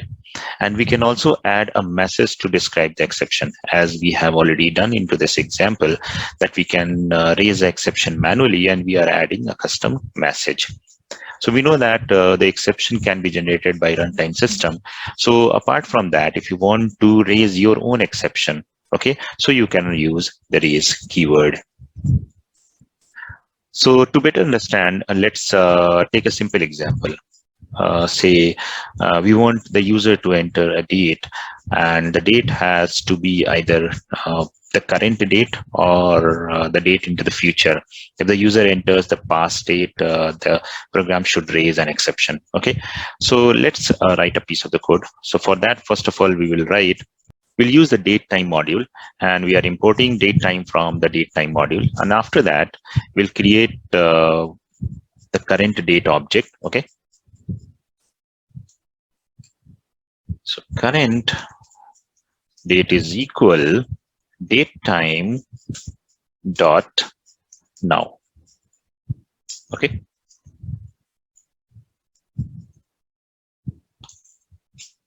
So it will give you the current date. If you want to print, then you can use the print statement here. Current date, comma, current date. Let's take input from the user. Okay. So user date is equal input, and I will write one message that will prompt enter date in the following format. Okay. Now user will enter this date. So since user will input into the string format, so first of all we need to convert it. So here is the code that will convert the date. Okay. So the date is provided by the user. The method is strptime, and the date input is, and the date input is in the format of this. Okay. So let's print the date provided by the user as well.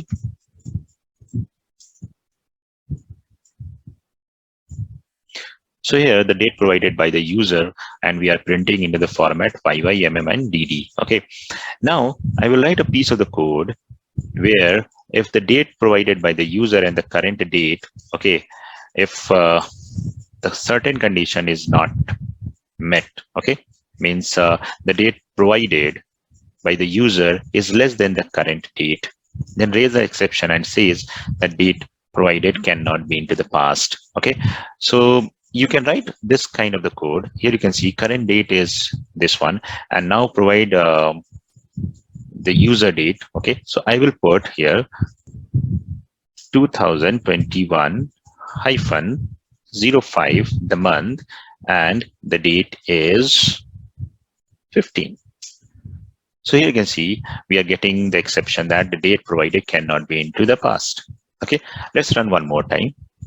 Let's enter the date 2022, then 20, month is 12, and date is 10. Okay, so the date provided is this one, and we are not getting any exception. Okay, so if we want to throw an error when a certain condition occurs, then we can use the raise keyword. Okay, so this is the use of the raise keyword. One more thing related to the raise keyword is here you can write the exception name, or you can provide any exception with the parameter. Okay, so if you will not pass any exception with the parameter, so by default it will call its own default constructor. So whatever the message will be written inside the default constructor, it will be printed as it is. Okay, so what is mean by that? Look at this, I'm writing only exception, I'm not passing any message to this. Okay, so if I provide the date like 2021 05 and 12, so here you can see that raise an exception, the message is not printing over here. So if you want to print the custom message, you can pass the custom message over here like this. Okay, so this is all about the raise keyword and raising and throwing a custom or built-in exception using the raise keyword. I hope that raise keyword is clear. Still, if you have doubt, you can put your queries into the comment box. Thank you for watching. Bye-bye.